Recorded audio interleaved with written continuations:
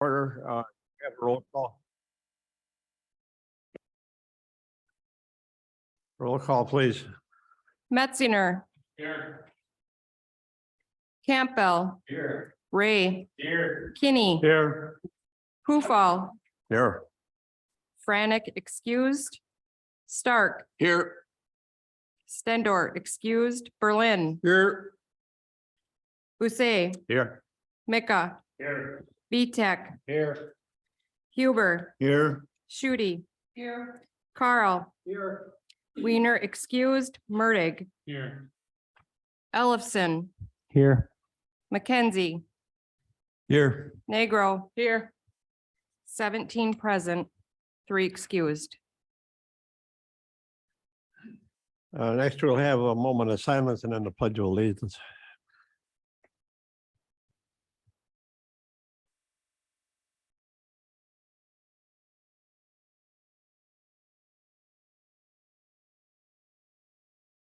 Please stand for the pledge of allegiance. Pledge Allegiance to the flag of the United States of America and to the republic which it stands, one nation, under God, indivisible, with liberty and justice for all.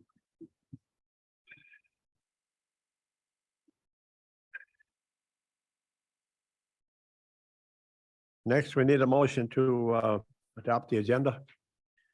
Motion to approve. Motion by Mike Berlin. Seconded by Kathy Shooty. All those in favor, say aye.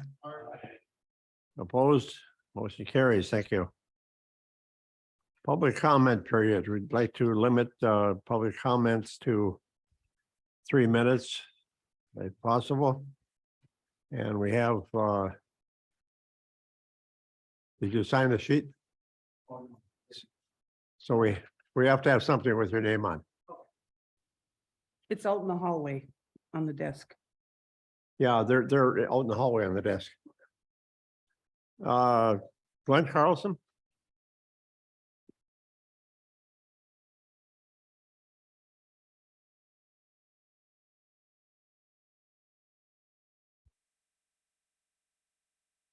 Can you hear me okay? Okay. Thank you, Chair Hufall and County Supervisors, for this opportunity to speak with you. For those I haven't met, my name is Glenn Carlson, and I am the Town of LaPointe Chair, and I'm here to address an issue on today's agenda. To start, I'd like to say that words matter. What we call things matter, especially if we tend to solve a real problem. Unfortunately, the agenda refers to this item as LaPointe Police Department subsidy.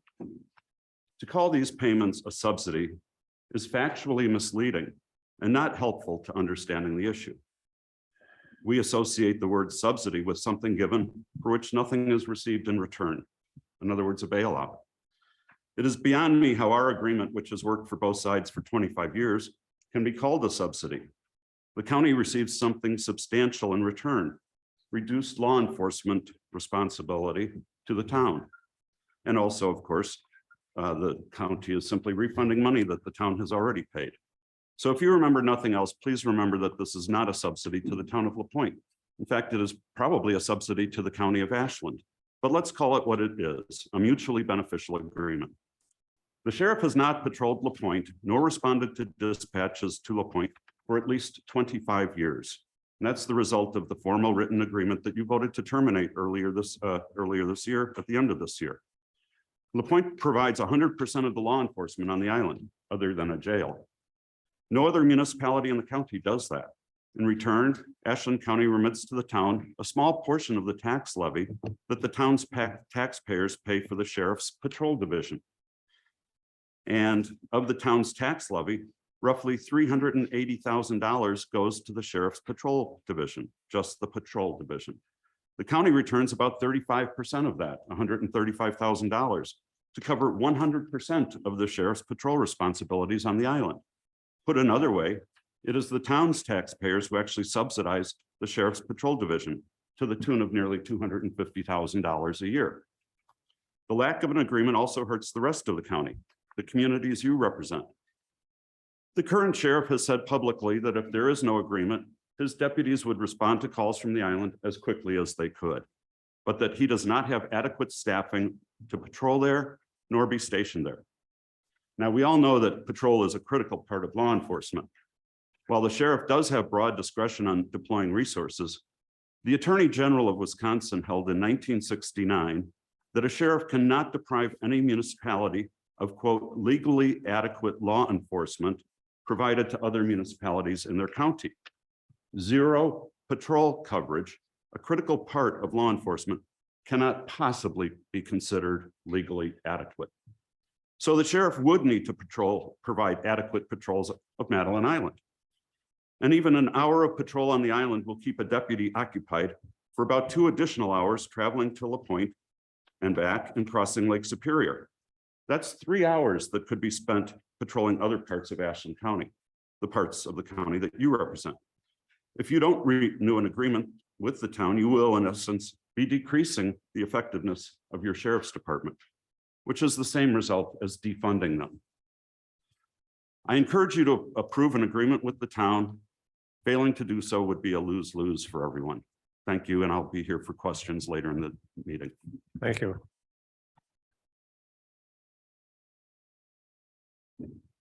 Next one up is Kim Levaster.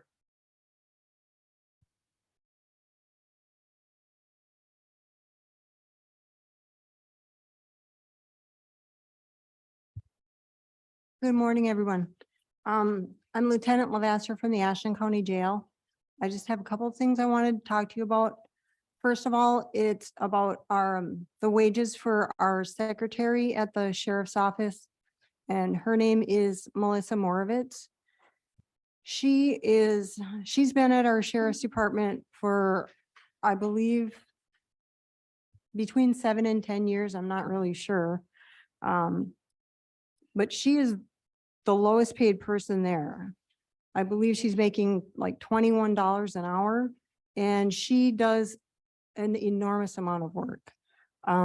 She really does need a raise. I've called around to a bunch of different counties, and between all of the counties that I have talked to, they have up to 4 different secretaries. It's rare that there's only one secretary between the sheriff's department and the jail. And of them, they're making up to $37 an hour. And I really would hate to lose her, because I know that the highway department just lost their administrative secretary. And I know that she is interested in applying for that. So, and that secretary makes more than Missy does. So I would really hate to lose her over some, a few dollars an hour. So I really think that you guys should think about giving her an increase in pay, because she deserves it. And we want to keep her there because she's a real asset. Second of all is for the corrections staff. We need to do something to keep our people interested in working there, like shift differential, getting night shift corporals or sergeants. It's something that's been needed. Our jail inspector has been suggesting it. It's highly necessary for a functioning jail to have. And then also, I've never asked for myself, but I feel that I deserve a raise. I'm doing the job of 2 to 3 people. If we were talking about the admin side of the jail, we would be talking about, for what I do, we would be talking about the patrol lieutenant, the chief deputy, and the sheriff all rolled into one. I do all of those jobs, and I'm just one person. I'm a salaried employee, so I only get paid for 40 hours a week, but I'm there at least 60 to 65 hours a week. But I only get paid for 40. I have yet to take a vacation, which the county administrator says that I must take a vacation, so I need to. So I want you to know that I also believe that I deserve a raise. So thank you very much, and I hope you all have a good day. Thank you, Kim. Next, Pete Hurley. Got a second? Kim, if we give you a raise, you're gonna stay 5 more years? Point of order. You can.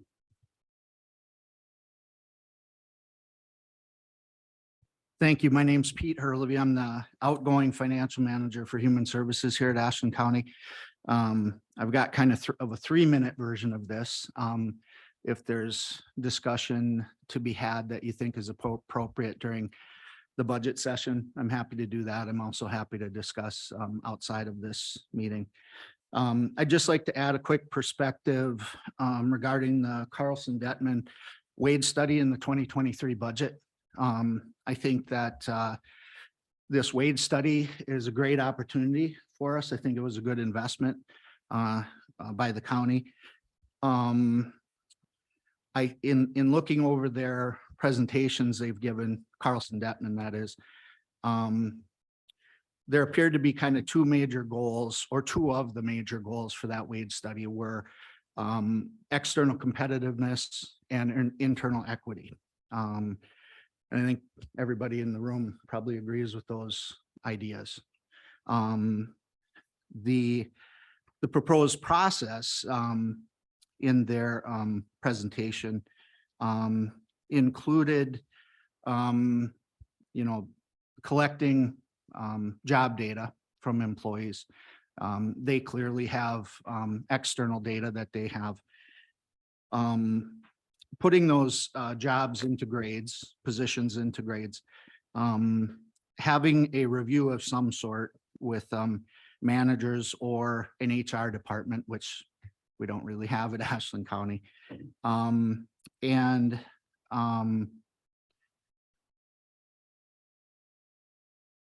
So where was I here? So where I think, so discussion of preliminary findings with HR or with, a leadership group, if that were department heads. That part, as far as I know, hasn't happened yet. And so at I can only speak for Human Services, but for us with the current state of that wage study for Human Services, we've got some questions about where job grades, how jobs are graded and so forth. I don't think that is due to Carlson-Detman. I think it's a natural part of a process like this. They're the professionals, we are not. So as we and employees provided information to them, they took what we gave them and put them in grades. I think they didn't do that inappropriately, I'm sure. But I think it's very important to circle back with Carlson-Detman and I would propose the department heads to take a look at that and get those squared away. If we've got grades that don't seem to make sense to us, my assumption is there are other departments that maybe have the same issue. The other thing I think that's very important is that the internal, so what we're really missing here at the moment is the internal equity piece.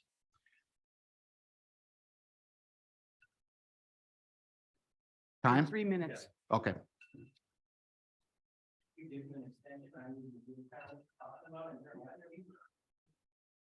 Is it possible to give him another minute just to finish up?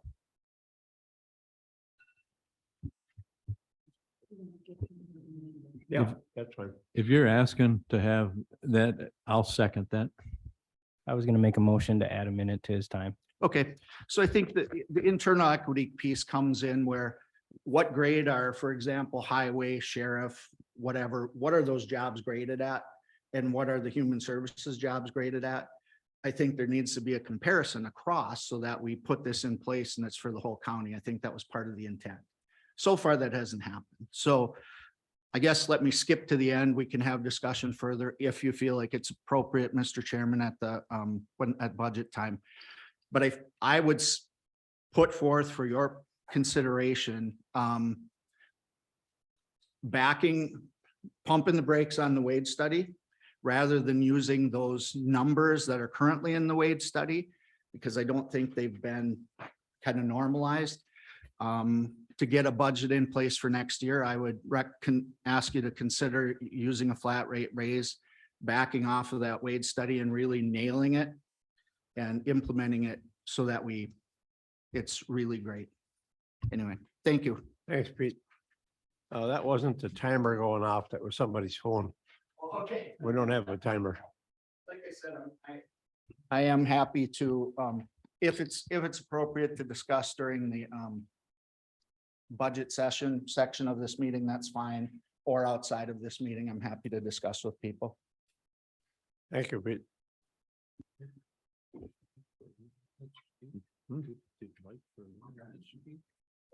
Oh. Mike, did you want to? I just want to say a word or two here with regards to yesterday's holiday being it's going to be recognized as indigenous. It's a kind of little tongue twister, but what I'd like to do is next year, bring Chairman Wiggins to give a 3 to 5 minute detail of this holiday, recognizing the natives. Thank you.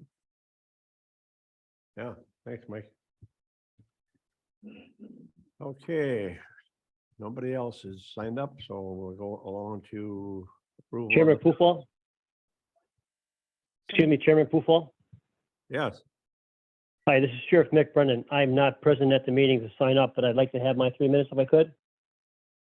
Who is it? who's it? Brennan, Sheriff Brennan. Yeah, go ahead. Thank you. Good morning, County Board members. Just two things, reiterate what Lieutenant Levasseur said. The men and women of the correction side, Melissa Moravitz, our secretary, and the 911 Communications Center are all deserving of a raise, and just like all the county, employees are. But like was alluded to before, to have a comparison, and I really don't think it can compare county board or county employees across the board, because we're unique in the fact that we work 24 hours a day, 7 days a week. We have to work the weekends and the holidays. We don't get those off.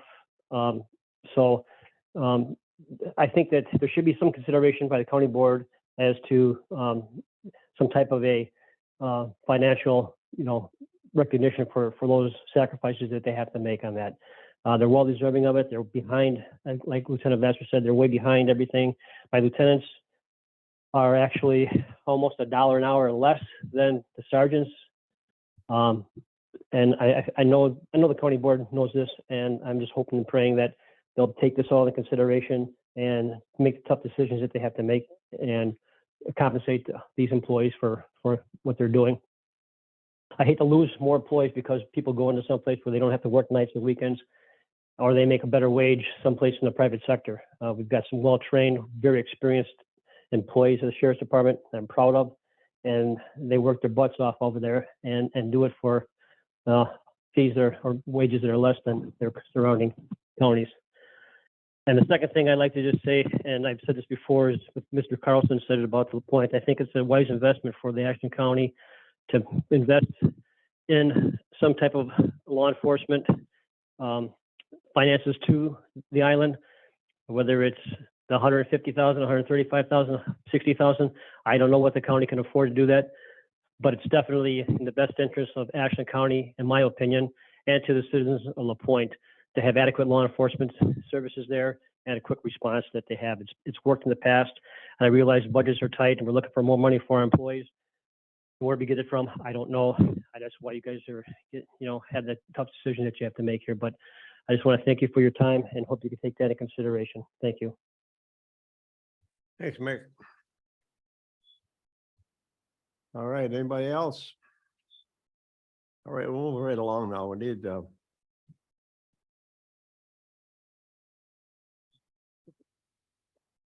motion to approve the minutes. I move to Mike. approve the minutes as presented.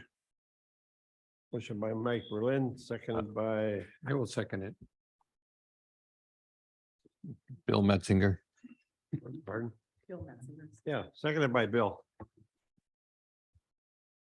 All those in favor say aye. Aye. Anyone opposed? Motion carries. Go to 5B. Women's Woodland Conservation. County Board Supervisor Kathy Schutte, you're up. So I'm attending a woman's woodland conservation group, and Gary's gonna help me pass those stuff today. And one of the things that I found very interesting was they talk about buckthorn. It was planted here in Wisconsin as a decorated thing that you could put in your garden. And now it's in all 72 counties. It is an invasive species. And we'd like you to look at this map of what it looks like and the directions. This is the best time of the year to pull it out of the ground because it has black berries on it, and it's easy to identify. They used to look at it in the spring, but now it's easier to do it in the fall time. It takes over and you can hardly get rid of it. I don't think they have a good way. You can get a puller from Ashen County to pull it out, but it's very invasive. So here's a pamphlet, what it looks like. And so I just wanted to make sure everybody had a copy of the pamphlet, so you know what you're looking for. And then the next thing is, when I went to the annual meeting for the county board, they gave these bags for all the 21 board supervisors, and I brought them back with me. It has a little pin on the top of it for the county board. I'm wearing one today. This is a bag for each of the 21 supervisors. You can take another one. I brought one for everybody so you didn't miss out. Is that what was in those bags? Yes, that was what's in those bags. They're kind of nice bags. Today, after the tourism committee gets done talking, you'll need a bag to take everything home. All righty, that wasn't too long, was it? No, you done? Yep, Thanks, Kathy. you're welcome. Do we have Mary McFetrich online? I'm here. Do you hear me? Yes. Okay. Good morning, everybody. Mary's gonna do a tourism update. Thanks, Mary. Thank you. I was going to be there in person, but I've got a horrible cough and it will freak you out when I start coughing, and I'm going to the doctor too. And of course it's whistle stop and that just happens, but life is good in tourism. We have been busy, and I wanted to give you a little sheet you have on your at all of your tables. Dan, can you run that new commercial for us? Sorry, I'm trying to find it here.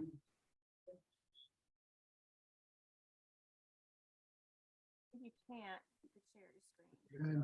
And Mary, it doesn't seem to have saved, so let me make you a co-host and you can launch it. So we had been working on a fall campaign, and we've You know what? been You can running launch this. it, Mary. Okay. You can So share the we screen. have- All right.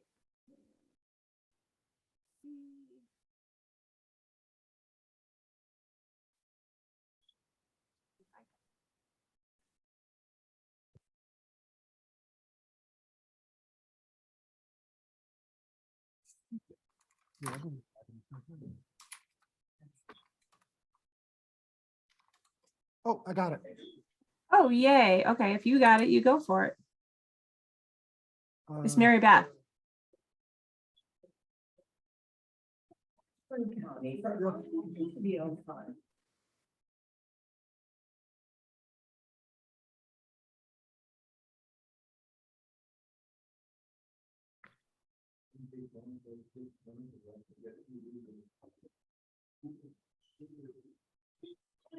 County for automobile fun.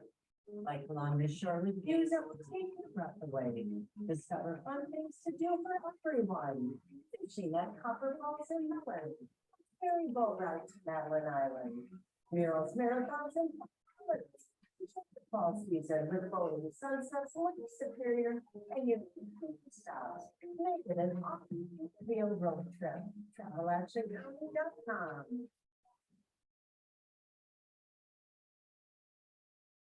Stop dieting. Seriously, don't stop dieting.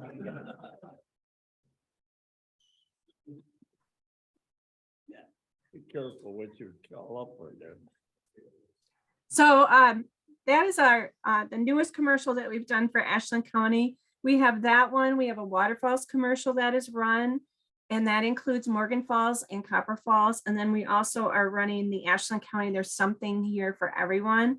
I kind of wrote down here what media platforms that we run them on, but for the most part, I think what's exciting is as we enter into the fall season, I do like to really penetrate the NFL market. And so we are on the Vikings games. I wish it was Packers, but there's more Viking games. So there's a couple Packer games, and then we're doing Monday night and Thursday night football. So that would be any teams that are playing on Monday and Thursday night through Spectrum, WDIO, or KBGR in Duluth.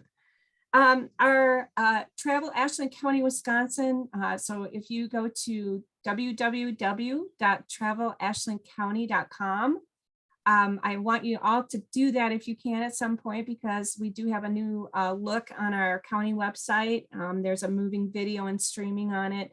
And then you can attach yourself or link to any of the videos that we're currently using. We're also distributing a lot of the different brochures. You have the Sportsman's map. And for any of you old timers like me, let's see. I'm trying to think of who has been there as long as I have.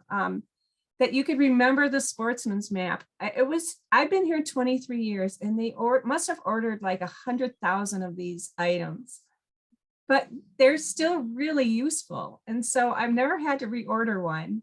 And so we hand them out a lot. Even if people just want to drive down in Southern Ashland County, it shows the road names. And then you'll see the Ashland County Inland Fishing. That's in your packet and in your group of things. It's a really good fishing map that we had introduced last year. And we'll be using those for distribution in some of the sports shows and fishing shows next year or the first quarter. And then you have the Waterfalls Brochure, which is that's most popular piece. And now Ashland and Bayfield County went together because we had to do a reprint again on them. They're rolling out the doors pretty quick. So we each pitched in money, and so we're doing that together. And then we'll start working on our Ashland County Visitor and Activity Guide. So that's really what I had for you today. And if you have any questions, I would certainly entertain any questions, comments, concerns. Thank you. Thanks, Mary. Next we'll go to number 6, appointments. Appointment of Joy Hendrickson to the Health and Human Services Committee. We need a motion. Clarence? I'll make that motion. Motion by Clarence Campbell. Do we have a second? Second, George Bissett. Seconded by George Bissett. All those in favor say aye. Questions? This is an individual that, how many individuals have to be appointed that are not county board members? 4. 4. Okay, whose position would she be filling? This is an open position. This has been open for quite a while. Yes, Matt. Could we please get some background on who this woman is and what, she brings to the board, please? Yeah, she's on the line right now. If you'd like to ask her some questions. Yes, could you please give us a brief introduction? Thank you. Sure. Can you guys hear me? Yes. Can you hear me? Yes. Okay, thank you. So my name is Joy Hendrickson. I am a registered nurse. I am the Director of Infection Control for Regional Enterprises, which oversees the Ashland Hospital and the Hayward Hospital. Prior to that, I worked in informatics, and I was a bedside nurse before that as well. I was also part of creating the Evergrow Learning Center. So I was on the board of directors with that organization. So we worked with what's Mari's organization called, the Development Center and the Ashland Area Development Corporation. So we worked together and we created the Evergrow Learning Center. And I was on the board of directors for that organization, and I was the executive secretary for a while as well for that board. I have lived in the community now for 29 years. Do you guys have any other questions?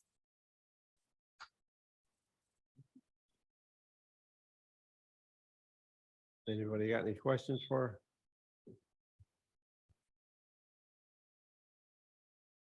her? I guess not. Thank you. All right, thank you. Are we ready to vote? Just a question. I Shouldn't just this have come? asked if you had a question. Okay, yeah, I was trying to get her pinned so we could see who she was Go ahead, online. Laura. Um. Was there a reason why this didn't come in front of Health and Human Services? Mainly just a matter of time. Like, HHS is not meeting until what, November? Okay, so the opportunity came up since our last Yeah. meeting. Yeah, Okay. and Chair Campbell and I talked about it and agreed. Okay, Are we ready to vote? All those in favor of Joey Hendrickson's appointment to the Health and Human Services Committee, say aye. Aye. Anyone opposed? Motion carries. Thank you.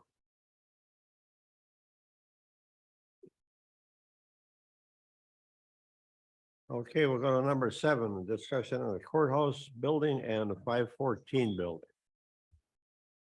Okay, well, I'm sure everybody's already heard about the engineering reports we received back. Basically, it's gonna cost about $1 million to fix the roof in this building. And then another $100,000 to get the elevator up to code. So that's $1.1 million. Now, I do have that in the budget and I've designated ARPA funds for it, although the county board can certainly change that. And down the road, if we don't want to, we can use some other method of financing.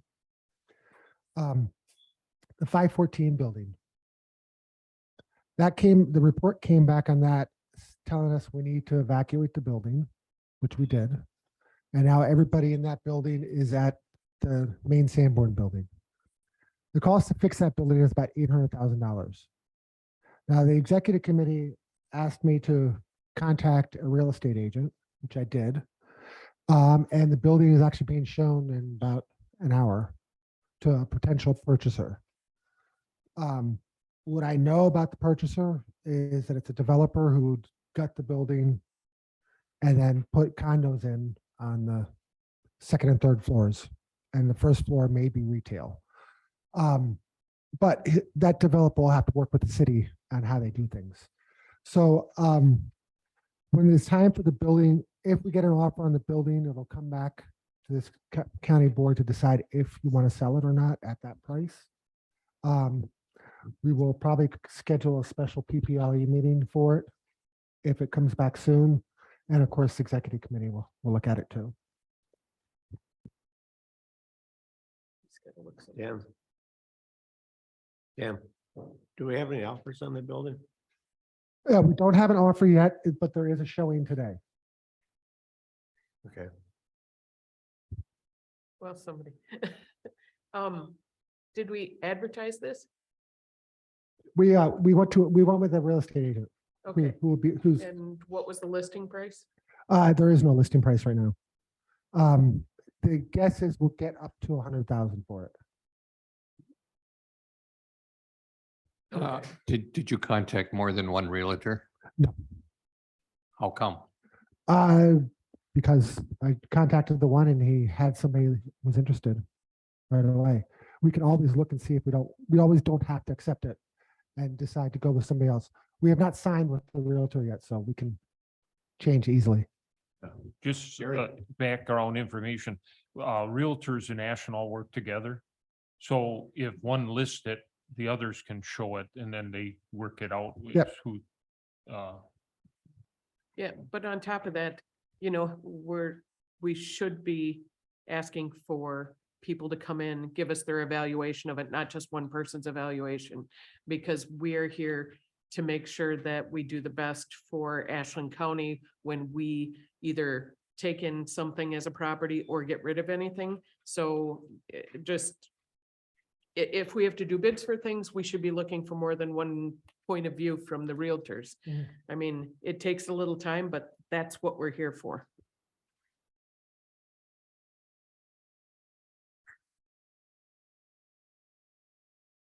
Any more comments? Kathy? Dan, do we have the $1 million from the ARPA fund? Yeah. Do we have enough in there to pay for the building? Yes, This building? yes. More than enough. Because I would like to see the roof fixed so we don't lose this historical building. Yeah, we have over 2 million left in ARPA. Okay, thank you. Matt, Yeah, I'm going to abstain on this because the city is interested in this building and we've expressed that interest. And the city's looking at this as an opportunity to see this actually put back on the tax roll in a way that makes sense for the downtown. So, we've asked that we be allowed to at least look at putting a bid in on this building as well. The idea being is it was bought with taxpayers' money. If we could turn around and, have that same investment so that the county doesn't lose their assets that way. And yet we can, in the city, tailor something into that building that makes sense. I'm not saying that this, who's ever else is looking at wouldn't do the same thing, but just to assure that we could do something responsible for the city, we're interested in it. Thank you. And I have kept Mayor McKenzie or Supervisor McKenzie here up to date on what's going on with that. Bill, Is the county going to have to get another building to purchase to accommodate those that were in that building, or is this going to be taken care of by the Sanborn building? Or are we going to have to purchase another building to accommodate the people that were in that building? Not at this time. Down the road, we can look at doing something, but for now, it's my understanding that everybody's fitting in the Sanborn building rather cramply, but they're fitting in there. And honestly, I don't think there's another building available right now. Well, kind of point of clarification on that. Terry has said that, yes, everybody's inside the building for now, but yes, we're gonna have to do something, either expand or fix or have another space or something. So that's just to clarify. Right, and that could be an addition to the Sanborn, or it could be a new building, or it could be any number of things. But for the time being, they're fitting in there, not tightly, but they're in there. any more comments? Okay, we'll move to 7B. Approved driveway permit fee. Matt,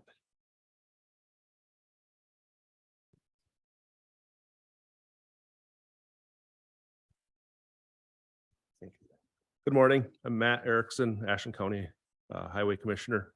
We were asked as department heads to look into where possible fees could be looked at for services that we offer. So the Highway Committee looked at a driveway permit fee. They did a vote on at Highway to establish a $25 fee per driveway permit application with a $100 penalty if there is a violation for those that fail to apply for a driveway permit. In the packet, I put in their neighboring counties, their driveway fee, which Bayfield is 0, Iron 25, Price 50, Sawyer was 0, Douglas is 10 plus $100 deposit, Washburn is 50, and Rusk was 50. So Highway Committee felt 25 was a fair fee to charge for this service. I guess I would take questions if anybody has. yes. Is it only Ashland County properties, where Ashland County has those roads that these people would have to get a permit, or do the local townships still have to issue a permit, and are they involved in any way? So this would just be just for county highways. The towns most of them have their own driveway permit process on their town roads. So this would just be for any access to a county highway. Okay. Bill, I move for adoption. okay, we have a motion to adopt this. Do we have a second? Marty? We have a motion and a second to adopt. More discussion? Go ahead. Matt? I guess my question, Matt, would be, is City of Ashland, are we also talking the county trunks that are identified within the city limits? So County Highway A, yes, would be included, our portion of County Highway A, the county portion.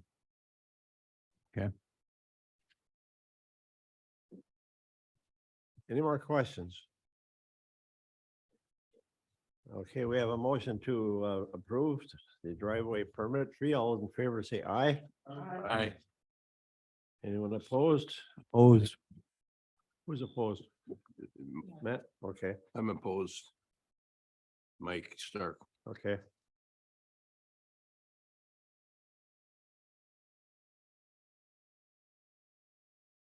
Okay, we'll go to 7C, approve resolution R10 2022 1426, a resolution in support of pedestrian and bicycle accommodations on State Highway 169, Mellon to Copper Falls Park.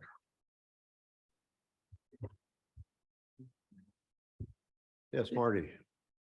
I move that we approve the resolution. Now, this is Huber, I'll second it. Discussion. Discussion. Any discussion? Matt? Yeah, there was a walking trail that ran off the road that went adjacent to the highway. And I would rather see that used instead of, putting pedestrians and bicycles along 169. The ditches along there are not conducive to getting too far off the road. You're gonna have issues where you just don't have the room for a bike lane unless you put some sort of division in there. I'd just soon not see that risk put in place there. I think there's other options that could be looked at. Some of the town roads that are, come out of Mellon just to the north of town and go up the hill and come down by the park. There's some different options there, and I'm opposed to putting pedestrians and bicyclists along that highway. Laura? I have a question. First, which committee did this come out of? Highway. And then I had the same safety concerns. Bill? What is the speed limit for that stretch that we're talking? I believe it's 45 as you come out of town, and it does switch to 55.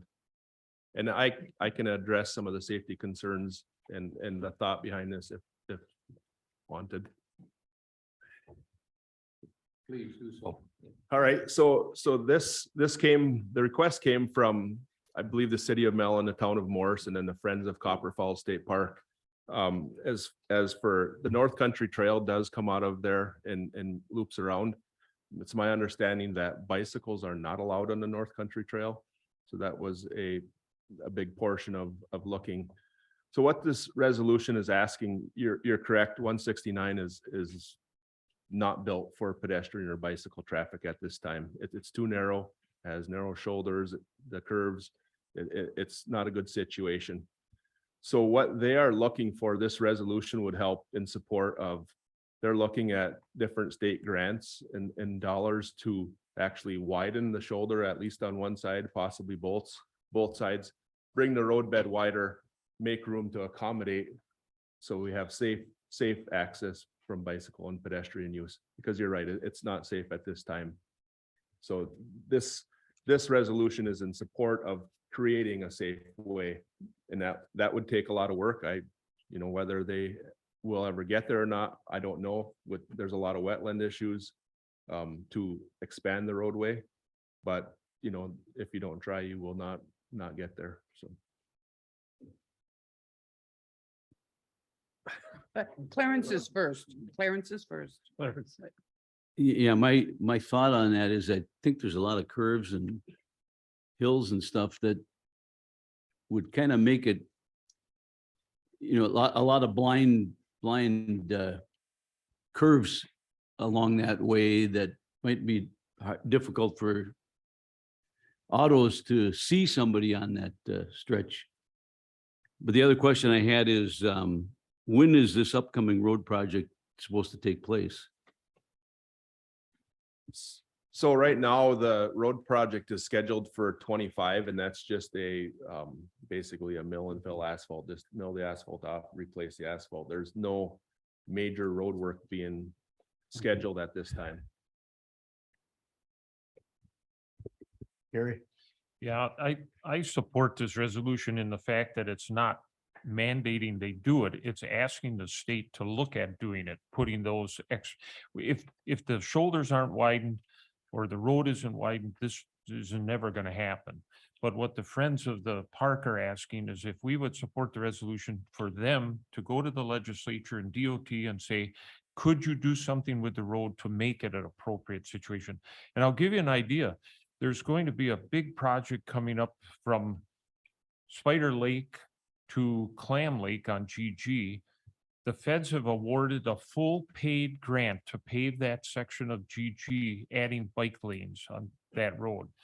The feds are all in favor of that. And GG from Clam Lake to Mellon, if anybody knows that road, that's a dangerous road too.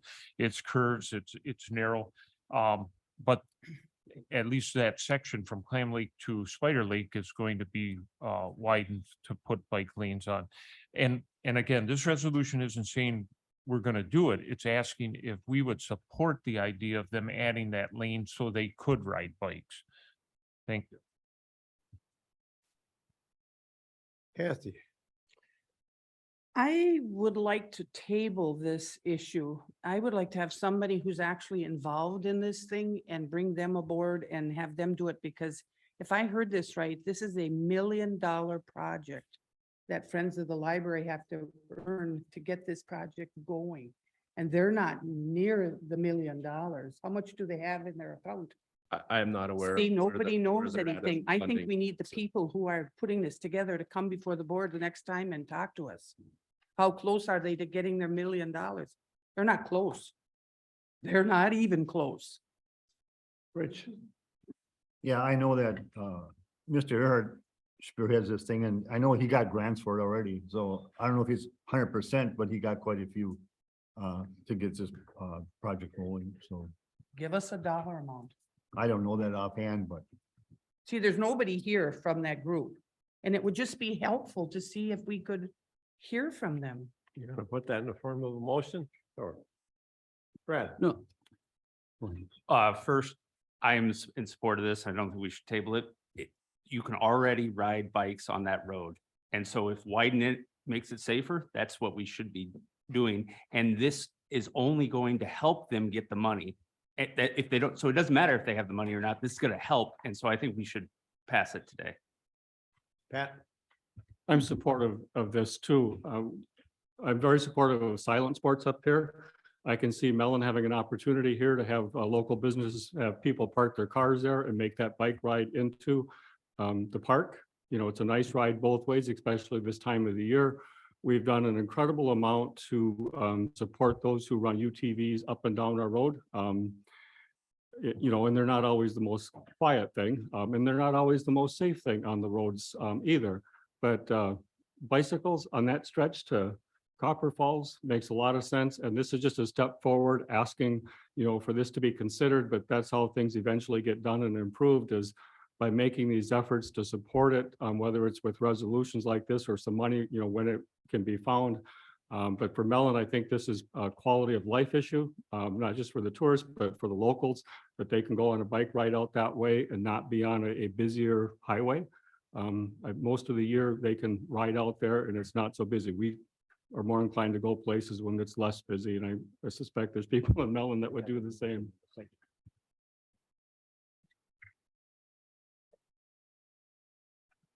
I'll do it, Bill.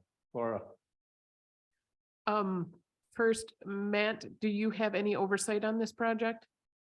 No, I do not have any. This is just the county board supporting the idea of, you know, upgrading the facility, the bike, you know, pedestrian facilities out to the park. Okay. and We then- don't have any skin in the game other than just And that we're includes in funds? favor. No. Okay. Excuse me. So, does the state do the redesign then? If this is something that they get funding for or whatever? Yeah, I mean, that would be designed through DOT Okay. for any upgrades, yes. So you There's- don't have anything, it doesn't obligate us to anything, we're just in support. I support passing this then. George. Yeah, the safety issue already exists. Let's not table this. Let's just push the issue forward and not stall it. Kathy? You know, I love Copper Falls too, but so many times we pass something, but we don't know how we're gonna pay for it. And then we have then they come back to the county and say, we need money from the county. So that's the only concern. I'd like to see numbers. Thank you. Lawrence? We're not talking about paying for anything or, no, we aren't. All we're doing is passing a resolution supporting this. We're not committing ourselves to paying anything. We're just supporting this resolution. I don't see any problem with that. And I see no reason to table it. Okay, I Blake, make a done? motion to approve the resolution. We have a Oh, motion. let's We have a motion in a second. call the question. Matt? Yeah, I have the safety concerns and I think they've been addressed and I understand now what you're looking at. And I know that DOT does a redesign on their highways. And if they can do it, they will do what they call simple roads now, which would include a bicycle lane. And I think it's a fair request to ask as this goes forward towards that process to do that. From what you're saying, we're not obligated to anything from the county. So we have nothing to lose in this venture and that would then, reaffirm for the state that we want this looked at. So I would support it. Thank you. Yeah, the question has been called. We have a motion and a second on the table to approve the resolution in support of the pedestrian and bicycle accommodations. All those in favor, say aye. Aye. Anyone opposed?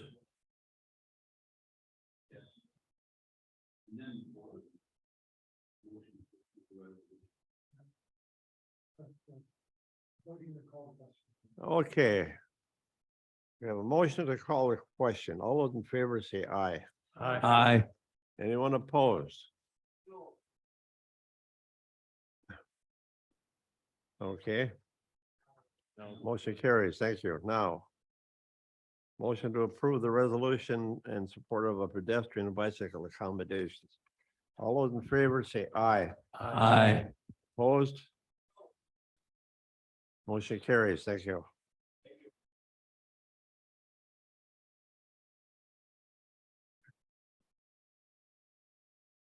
Go to 7D, approve resolution R10 2022-1427. Change resolution regarding carbon credits. Change Blue Source to a new and add American Carbon Registry.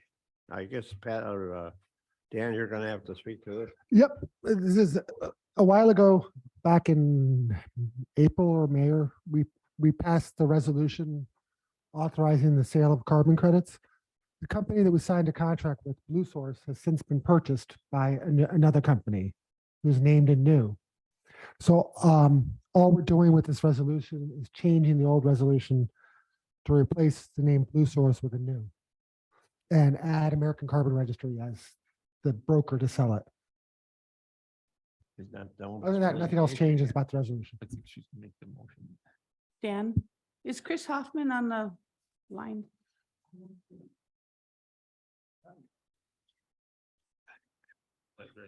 Yes, I am.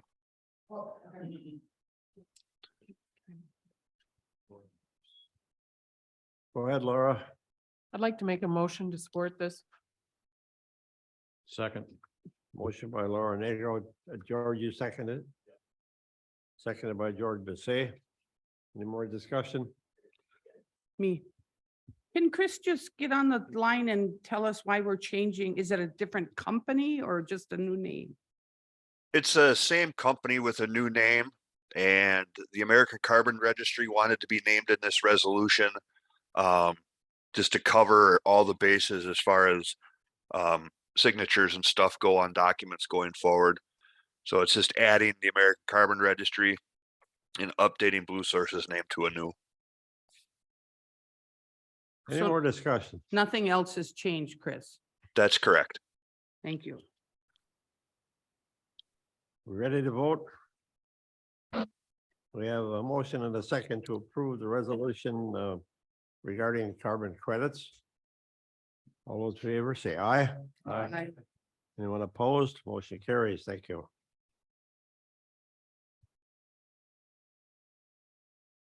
Discussion, LaPointe Police Department subsidy.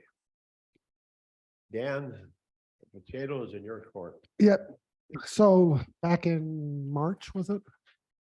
Around March, the county voted to end our agreement with the town of LaPointe. The town of LaPointe has requested that a new agreement be signed. As of right now, the budget contains $0 for that. The main reason for that is the county would have to borrow money to do so, to provide that subsidy. So this is I guess I'm asking the county board to have a discussion on it, whether that they want to see it in the budget or not.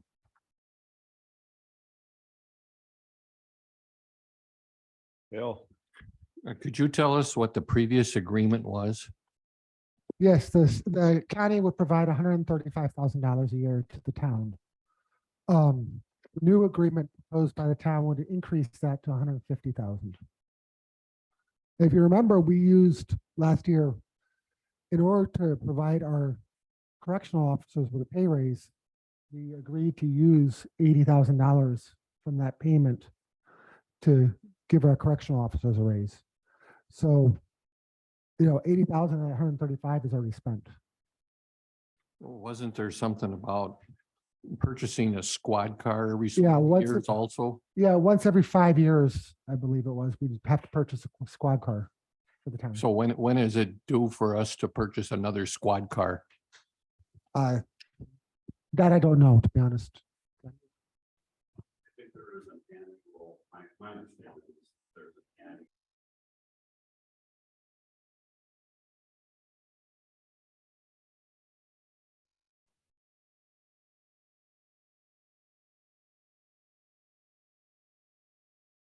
Hundred is actually the payment to the town for relieving the sheriff of the law enforcement responsibilities. There's an additional 4,500 to cover the cost, half the cost of a squad car every 5 years. So so the squad car is already in the 135.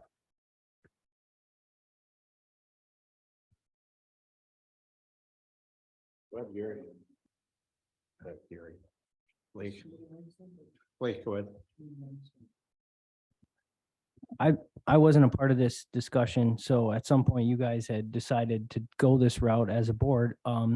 My question is, how much are we giving to Mellon and how much are we giving to Ashland today? 0.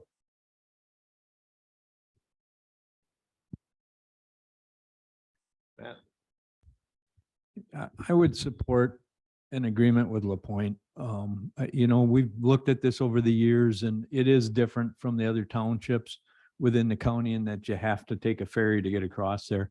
During the day, it's less of an issue, but if you look, many nights, all we have are 2 officers on, and if there's a domestic call that occurs on the island, you'd have to send both your officers up there.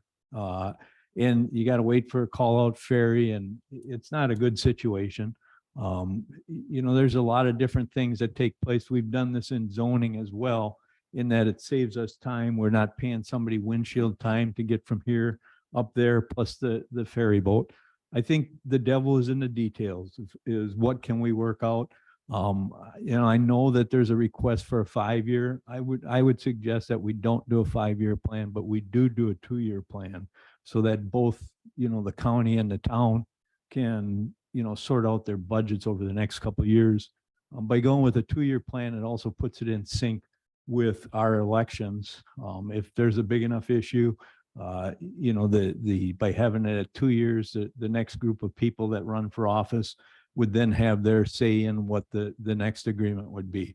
So, I'm not sure how you would change whatever you have now, but that's where I would suggest we look at going, is to a 2-year agreement accept the fact that there are differences than the other townships.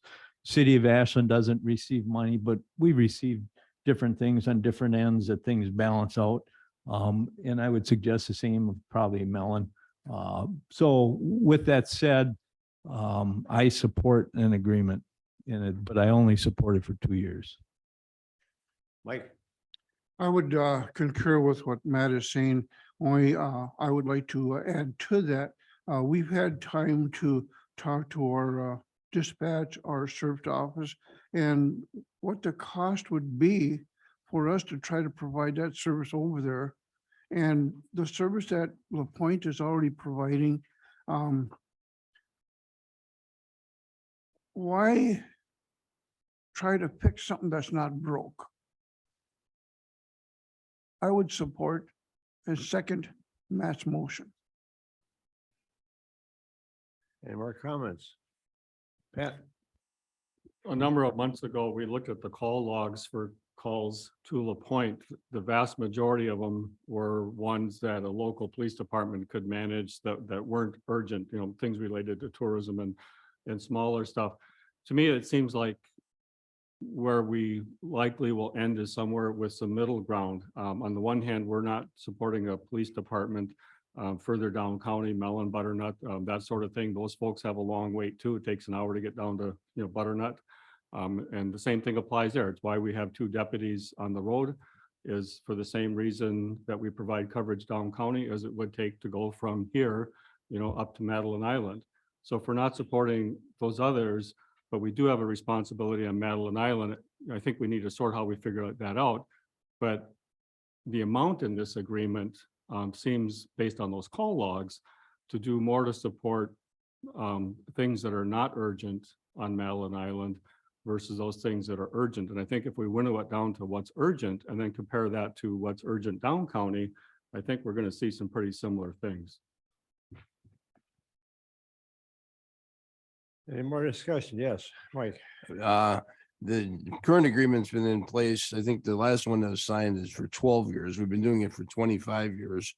And it's been at 135,000. The reason the town asked for 150 is just inflation, the amount of pay and things. As you noticed at the beginning of the meeting, our sheriff supported this and said that it's been working, and he thinks it's the right way to go. And I mean, that's the number one person that understands. Thank you. Since we voted in March or whenever it was to terminate this agreement at the end of the year, has there been any discussion about a new agreement? The town submitted a new agreement and there was discussion at a PPLE meeting. Again, we used $80,000 already. So if we're gonna provide $135,000, we're gonna have to come up with $80,000 somewhere else in the budget. Or we're gonna have to borrow it, literally.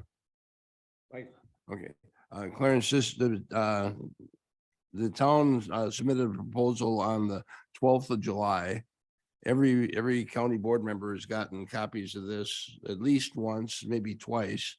So I mean, there has been discussion, but there's been meetings, but nothing has come up of it. But I mean, so they submitted their suggestion on July 12th. Mike.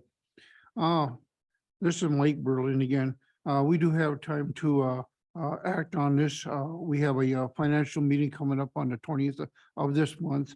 And of course, we should have passed some kind of budget coming in November. So I'm not recommending that we table it, but the finance committee has not had another crack at this year. So perhaps we should chase it to those guys and well, kind of like Mr. Stark had indicated, our sheriff's department over here is recommending that we go this way.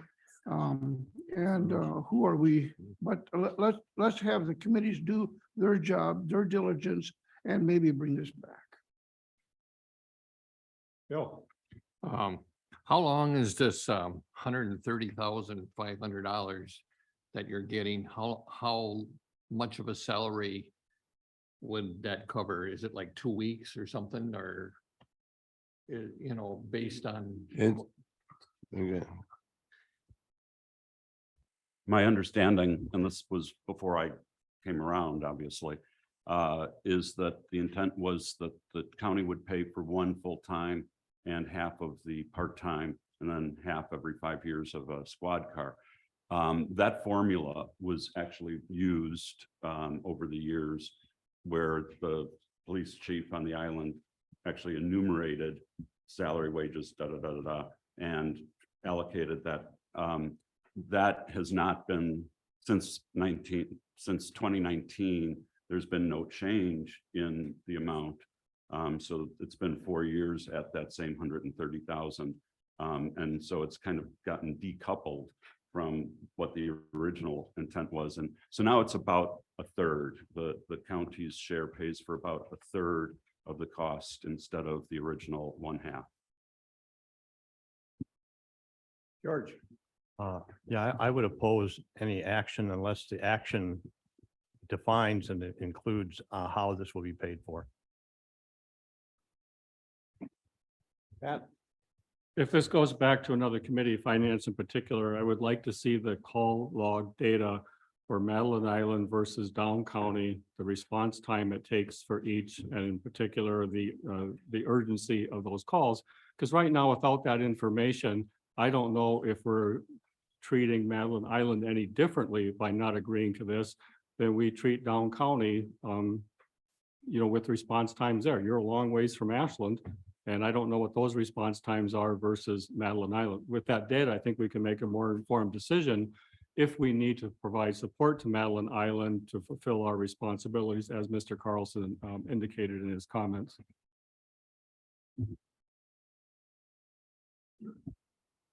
I would just like to add that if it was only a matter of calls and only a matter of urgent calls, that's a very different story than having to actually patrol.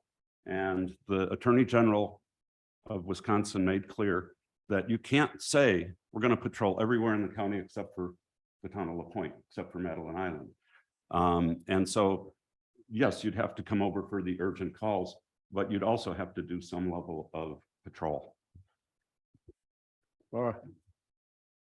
My thought on this, after listening to these things very many times, I do think we need to do something.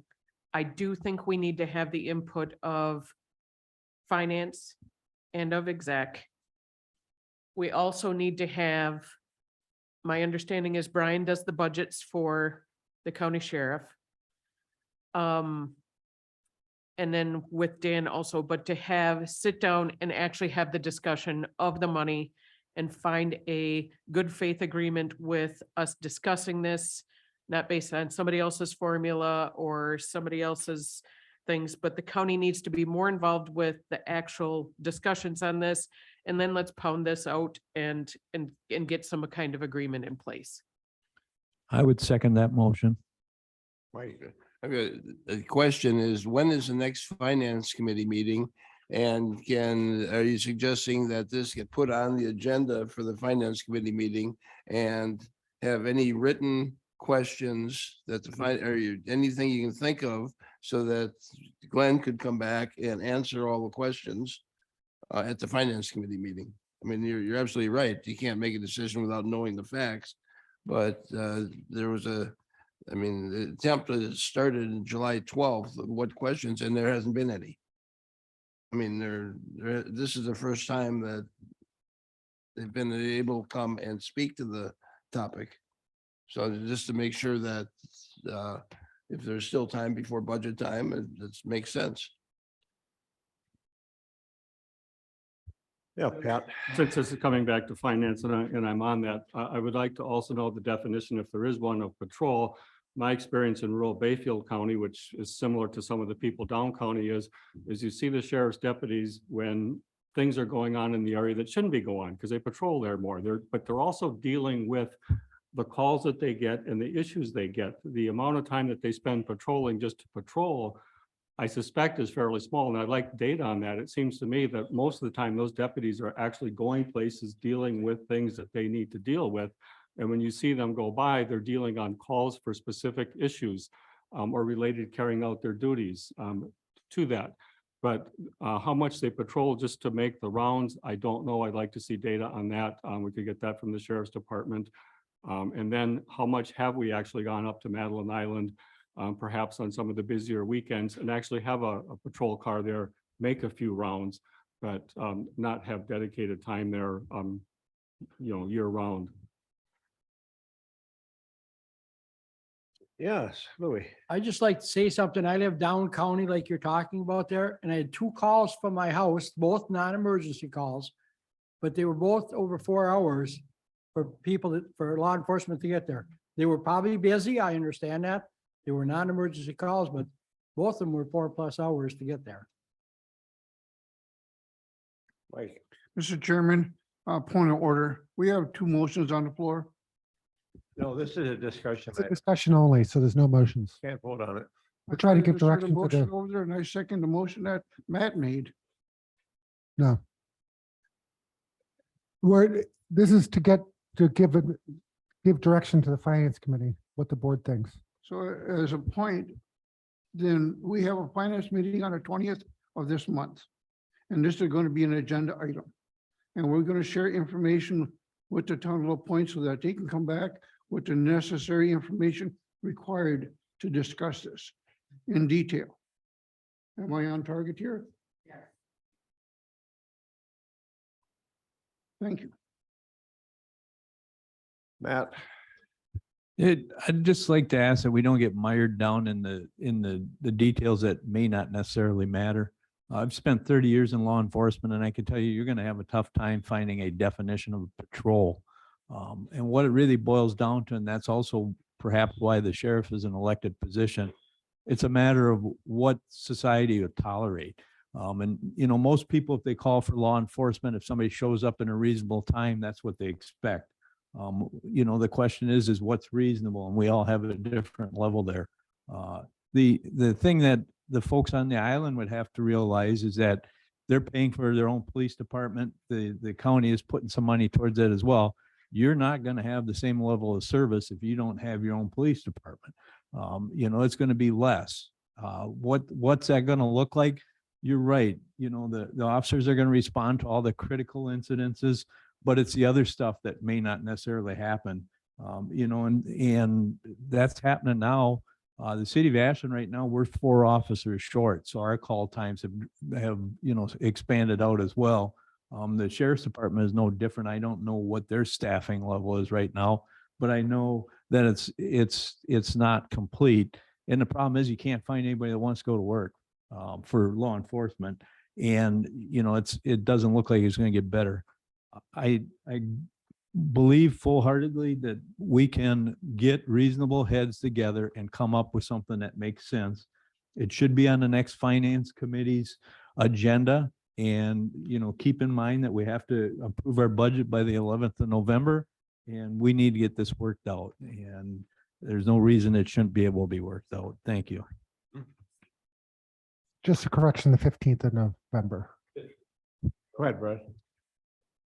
Like Blake mentioned earlier, I wasn't here when this happened, but just looking at the minutes there was a lot of discussion in January. It was tabled, and then the motion passed in March. What happened in the 6 months that all of a sudden we have to discuss this anymore? Most of you were here.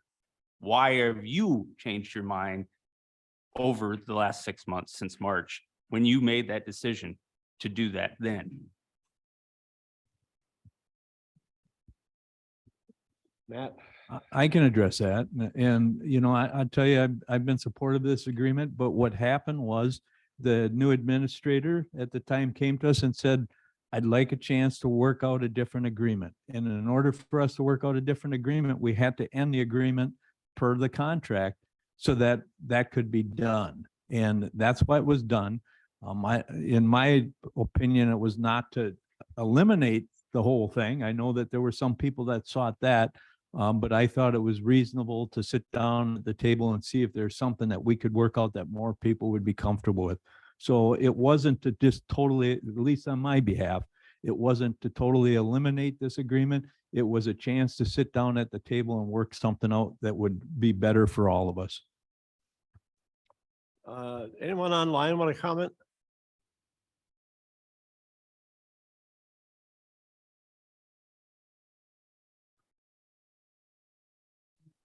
Well, this is Michael Cook, I'm Town Administrator in La Pointe. Is-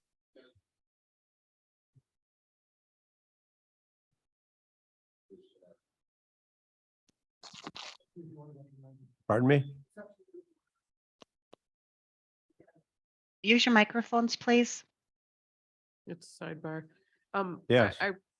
Yeah, You got somebody online that wants to comment up at the top. that's what I just asked for. I just did. So this is Michael Cook, the Town Administrator. Can you hear me? Yes. Okay, thank you, Dan.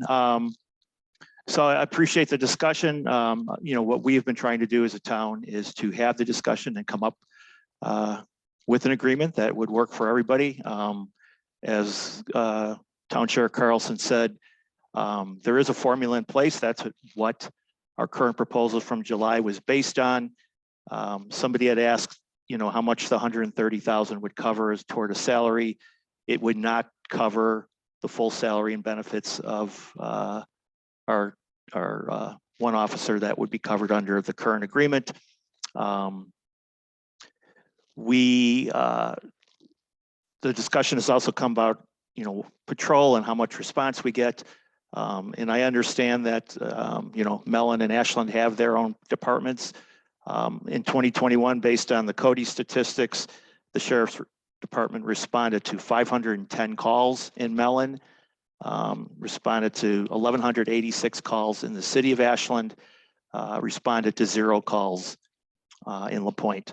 So there's a clear distinction as to what you are getting as a county for us having our own police department up here, and the level of service that other departments get that we are not able to get because of the logistics involved.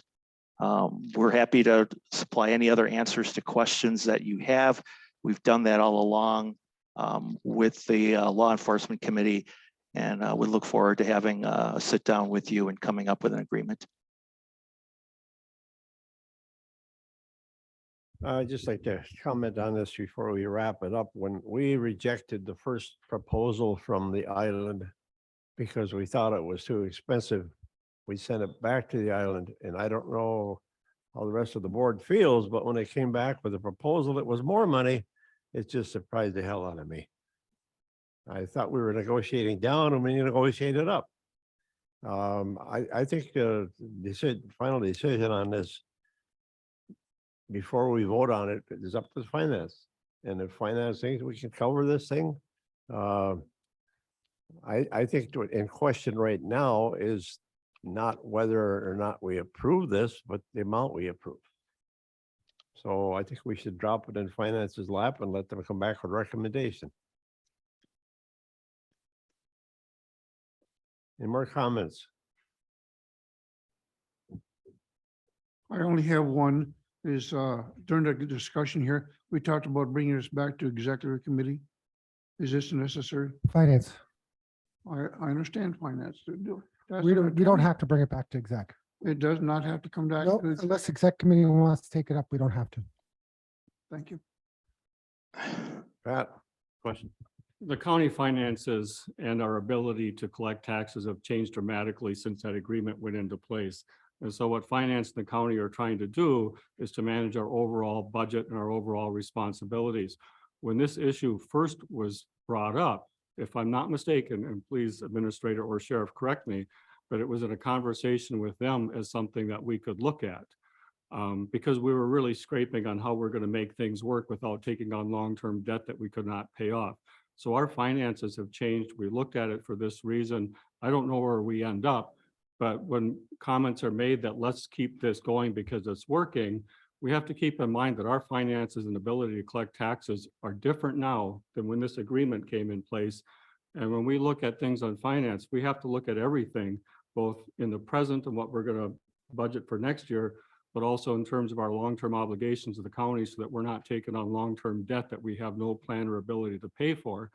And this is part of that discussion of making everything work in the environment in which we live and our lack of ability to collect taxes based on what's happened in Madison. Blake? As someone who's a part of the finance committee, I have seen a lot of stuff just like someone said, get dropped in our lap. So if we make these decisions in the finance committee and they go back to everybody else, the decision has to sometimes be binding, because what's happening is we kick it to the county board and then they want to go back. And it's not effective leadership on our part as board supervisors. Just like the wage study.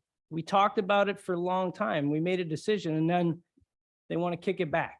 So we can't keep kicking back. I don't want to hear dropping in laps on finance committee. Yes, this is a finance committee discussion, but long-term, the finance committee makes a decision and then it comes back to us to remake another decision. That we can't keep doing that. So I agree, this needs to go to the finance committee. We need to come up with a final plan and then that needs to be binding. We can't go back and forth. George, The statistics quoted about calls in Ashland and calls in Mellon brought to mind a question of need. So before we vote on this at probably our next meeting, I'd like to understand not just where is the need there to provide the level of support in different parts of the county that we're providing. well, we kind of beat this to death. Any more comments?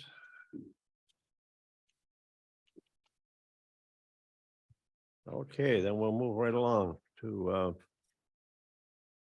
7F debt levy. Okay, so this kind of segues into 7G also. But debt levy. So it's, if you look on the last page of the budget that's handed out to everyone, you'll see that debt levy is about 2/3 of the way down. Right now, we have budgeted less than last year, $50,000 less than we issued in debt levy last year. So that does mean it would be taxing less on our residents. Now, included in this is our property and liability insurance. It's one of the few few general levy dollar amounts that we can actually put onto debt levy. So that freed $225,000 in our general levy in order for us to do wage increases. The question comes about is, are you comfortable doing that? State statutes clearly allow us to do that.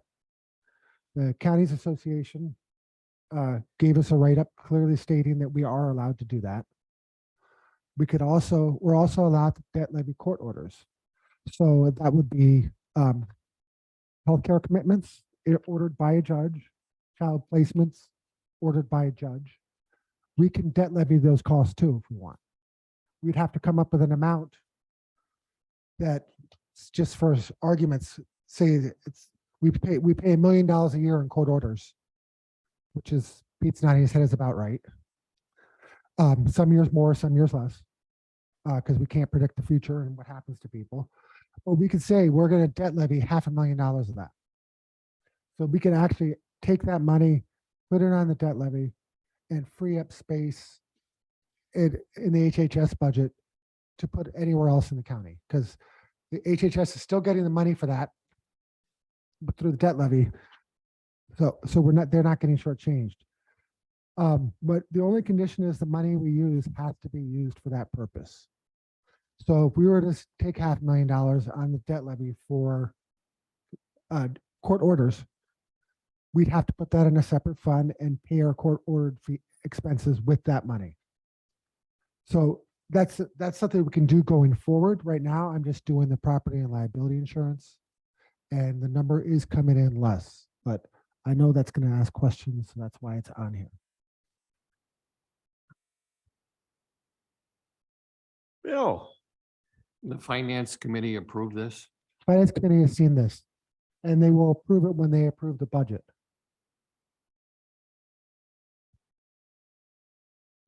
Any more comments? Chair, Matt? I think at some point, we've, in the past, we've asked twice now for a referendum to increase our ability to generate tax revenue to cover some of our expenses, and we haven't got it. What we've been doing over the last several years is kind of a nut and shell game of moving things around. And, we're doing it again. And, I'm not necessarily opposed to moving the insurance to debt levy, but what I am opposed to is increasing our spending because it just gets us deeper in the hole. And, we've been clearly told you're not to raise our taxes anymore, at which point the only other way we can change that bottom line, the amount of money, is to reduce those services. And somebody within this group needs to tackle that and start coming up with a list of what we're not going to do because we just can't afford it anymore. We're hiding this stuff is what we're doing. And I'm not faulting the administrator for doing this. I think he's doing an excellent job. That's what we pay him to do. However, it's not helping our bottom line. And we need to get on top of it sooner than later, because each year that we do this, it gets more difficult to figure out where we're going to do it. So I think finance needs to, and all the other committees for that matter, start looking at the services we provide and figuring out which ones we would do without and come up with a triage list, if nothing else, of which ones, and make people aware what and how their money is actually being spent. Thank you. I first want to say, I want to echo Supervisor Ellison's comments regarding, finance recommendations and then those being given strong consideration when it goes to the board. We are trying to balance everything, and I can't help but note, on the one hand, you want us to deal with it. And then earlier, you made it harder to deal with. And so, we're happy to look at this on finance. I'm happy with the group we have on finance and the discussions we have and the balance that we try to bring it. They're not easy decisions to make those recommendations. And one of the things that I found puzzling last year, and I'm asking the administrator to address this, is we looked at equalized values last year. And, I called the state, I think Dan did, trying to understand what happened when the city of Ashland used their new assessments. Property taxes changed because of that assessment. But then the whole county, there were some numbers there that didn't make sense to us. So I'm looking at the assessments here on this last page. Yep. And, if we go to the 2021 equalized value, it's 1 and then comma 261, comma 607, comma 1000. Yep. And then if we look, on the document in yellow, the 2022, and then the jump that we see in the 2023. One, that's a fair increase.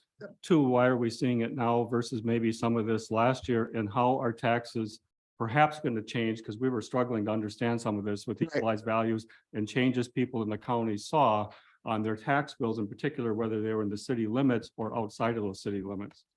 Okay, well, equalized value did go up that much.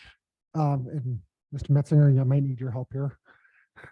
To explain this. Okay, equalized value equals the total, all the total assessments plus personal property tax. All right, and personal property tax is paid by businesses. So many communities in the county have had to do reassessments. If a community is under 90% of market rate for a couple years, 5 years, they're required by state statute to do a reassessment of all their homes. City of Ashland just went through that. And all the new values were incorporated into this year's equalized value. The reality is property values went up all through the county. It's not just the city that saw higher equalized value. Most communities did, and that's a result of the housing market. The housing market went wild and property was selling for more money. If it's selling for more money, the assessed value when the assessor goes to it, that property, when they're doing the reassessment, he has to value it based on what the current market value is. So if a house is for sale for $200,000, that's where he's got to make the assessment at close to $200,000. And they're required by state statute to do that. And the reason is so that properties that see huge value increases are taxed accordingly, and properties that see lower values are taxed accordingly. It's to keep it fair amongst every property owner. So how that affects taxes? Well, if you have, just say $1 million in taxes, just to use it easy, and you spread it over $1,294,000,000. It's gonna be different than if you spread it over $1,520,000,000. It's gonna spread that $1 million. So everybody's gonna get a less proportion based on the equalized value. Now, does that mean people are gonna see tax decreases or increases? That depends on where your assessment landed. I can't guarantee that you're gonna see a lower tax. Because if your assessments went way up, like mine did, you're gonna see a higher tax. If your assessment went down, you'll see a lower tax. But the equalized value really has, that's all it does. It just, it's how you spread the taxes out. So a higher equalized value theoretically means a lower per dollar. It means a lower per dollar county tax per thousand, but it doesn't necessarily mean lower real taxes for anyone. Bill. The state sets the equalized value for each district in the whole state of Wisconsin. And the reason that they set it is because the assessor in any of those particular districts could go ahead and assess really low and say, no, your property, let's say, is worth $1 million. And then if an assessor says it's only worth $500,000, so the state's the one that sets the equalized value, okay? The assessor sets the assessed value. His goal is to try to match the equalized value set by the state. And you got, because I've been assessor for too long. And so the state never tells the assessor what the equalized value is going to be until most of the time until his work is finished. And then he says, well, looking at your assessment and stuff, we predict it would be so much. And so you're assessing low or you're assessing high. So just because everything is based on the equalized value. So just because the city's assessment went up doesn't mean that they will have to pay more. But if the state raised the equalized value, then they would have to pay more. So if everybody got the same percentage increase on the equalized value, everybody's taxes should reflect the same amount of increase within the county. But what happens is they might say the town of La Pointe went up 20% on the equalized value, where the town of Jingles only went up 10%. So therefore, on the total budget, the town that went up the most, they will have an increase in taxes, whether their assessment went up or not. So just because the city did a reassessment, yes, it'll depend on what the assessed value is, but you were still paying on the equalized value, and it's how the assessor divided it. I don't know if that helped any. So I don't know what the percentage of equalized value was raised in Ashland County. I haven't seen the reports. Go ahead, Blake. So the city of Ashland went through this recently. Did everybody in the whole county, or was it just specific? No, I think other communities did too. And the reality is it depends on how far away from equalized value their properties are. So you say the town of Jingles, if the properties in the town of Jingles are at 92% of of actual value, then they don't have to go through the reassessment part. If they are at 85% for 5 years, then they would have to go ahead and do that. Largely, I mean, municipalities don't want to do it if they don't have to. I mean, it costs tens of thousands of dollars depending on how big your community is. But as Supervisor Metzger said, we don't have control over that. And that, so. Right. Looking at this last page on the budget thing where it shows, it says equalized value, it says Ashland County 2021 equalized value, and it was 1,294,000,000, whatever, 1,294,573,200, right? That was for 22. That was for 20, it says 21 equalized. Well, value. yeah, because And then it says for 22, it went up to 1,520. Yep. So the equalized value has gone up that much. Yep. In the county, between 21 and 22. Yep, Okay, I mean, this is, yeah. And again, that's something we don't control. I mean, it's just the way the state is created to evenly split taxes. Any more discussion? If not, we'll move to 7G, discussion on the 2023 budget. I want to start off by saying this is the first of two budgets the Finance Committee will get. They'll have a choice to make. This one reflects an across-the-board pay raise of 8.6%. The reason why you're getting this is largely because yesterday the Highway Committee asked Finance Committee to give raises above the wage study recommendation for the highway operators. And such, I've also had a number of supervisors tell me or infer to me that they would rather see an across-the-board pay raise than the wage study. This gets everybody up at least. It doesn't get some people to where they should be. And it does get everybody.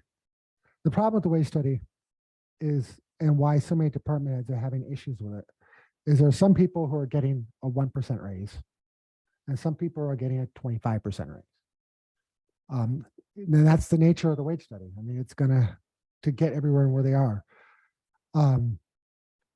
That's what happened in highway. They were scheduled to get a 1.5% raise, and the request yesterday was for 8.5.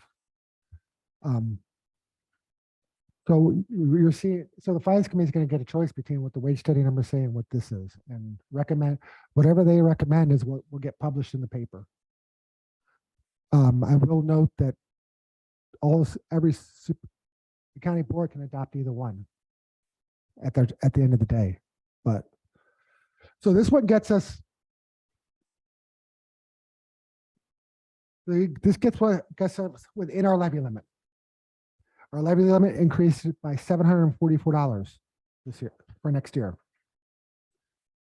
Our net new construction was supposed to get us $60-some thousand up, but the way the formula works at the DOR, it got down to $744. So this is why we're looking at using debt levy to do wage increases. Because without it, we simply won't be able to do it. It's just not possible. Even with the cuts that departments have made, and to get in there, we simply won't be able to do it without using debt levy. Right now, there's about $117,000 left to play with. If we go with this version, my recommendation is that money goes into contingency. So we have money to spend down the road if we need it, because you never know what's going to happen. But this version gets us there, where it gets us within our limit and funds everything adequately. So you guys want to take it home, or if you have any questions? As far as this budget now, is that giving an 8.6% increase? Yes. Yesterday, we had a highway department meeting, and we look at the proposed wage scale. And after talking about it with the highway commissioner, it didn't reward people that had more qualifications and the individuals. The wage study just put everybody in classes, but it never said, hey, this person's got a lot more qualifications and is a lot better employee, or what he does is unique. And therefore he's worth more. By having him, it's a plus because he can do so much more. And so unless you know the individuals, they just kind of assigned everybody's wage class. So, that's fine, because at least you know where to start from, but you don't recognize the people that have contributed more than what they fall in that wage class. And so, you know, that's, and I think the highway department as a whole was increased as far as the wage study, like 5.8%. And after talking, the highway commissioner kind of went over the wage scale, and he proposed probably about an 8.5, 8.6, 8.4. He proposed an 8.4 increase. And what he did is he knows the individuals, and the ones that had a special talent and stuff, he bumped them up more. So we requested that we pass the highway commissioner's recommendations and that it be taken to the finance committee and have the highway commissioner there to explain why this is more equitable. Wait. Laura? Is there a way we can recognize Pete Hurlevy? Because he had some concerns about some placements of people also. I think what we missed on this was the second, like the round where Carlson Detman went to the department heads and said, hey, here's what was submitted for everybody's jobs, because we do need them on a scale, because it shows people what their pay increases are pretty reliably, but we're missing a piece of the input. So I'd like to recognize Pete Hurlevy for a couple of the points he had yet. Laura, I could tell you that they sent their concerns to Carlson Detman, and we are going to get some revisions. Okay. I'm asking to recognize Pete Hurlevy Sure. because I had asked him some questions, because with as complex as what like Health and Human Services, I know you can't just go here cookie cutter, but I'd like for him, because he also agrees that we should be on a scale. It's just we missed this loop of the, hey, this isn't exactly what you guys did. So. Yeah, just before he starts, Blake, you were next. In the finance committee meeting, we listened to this for a long time. We talked about it at length. We voted on it. It went to the executive committee. The executive committee kicked it back, and then we had a joint executive committee along with the finance committee, just to give everyone perspective. At the end of the day, I kept asking questions, and I said, hey, there's going to be some difficult discussions at the individual level, right? County commission, the highway commissioner found that to be true once the wage study got implemented. Our job at the finance committee is to set something that long-term Ashland County can be effective and they can be competitive. And right now, when I come into this, I didn't know what the Health and Human Services, what the highway group, what all the other groups had their own thing going, right? And so to get that pie all together was going to be difficult, right? And here we are in a difficult situation. And the first difficult situation that came up was the highway, and it got kicked back because they didn't want to follow. That's 16 employees out of the 100 plus at the county. So if we go to the Health and Human Services side and give them the option, they're going to kick it back too. And they're going to say, we don't agree with these placements. So now budget is gone. We can't budget. We can't make decisions. We're back to square one, where the individual group heads are making decisions in a vacuum, and the board doesn't really have any way to know what's going to happen in the future. Right? So that's where we're at today. So the finance committee, executive committee decided that the wage study, as much as it's going to have some painful discussions, that's what we made a decision on. And now the commissioner from the highway has kicked it back to us, and all the highway people said, yep, we're going to kick that back. So here we are. We can't make a decision and then want to give everyone different raises than what the experts decided on. They're experts for a reason. And again, I'm not trying to say anyone, I'm sure I'm on the wrong side of this with some people, but long-term, if Ashland County is going to be an effective employer, we have to have this in place. And I'll pass. We got Pete up here first, Pat.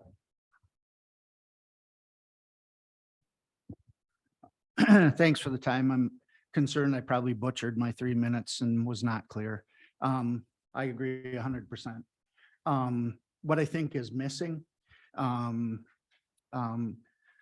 we talk about Carlson Detman being the experts and professionals, true statement. Part of what I was trying to say this morning is that, so when that joint committee a couple weeks ago made that decision to say, listen, this is going to be our target. This is the target we're choosing, right? That's based on, that's the kind of external competitiveness part. Makes sense to me. What I'm talking about is, and I think this is why I really feel we need to pump the brakes on that Wade study, because I think it's incomplete.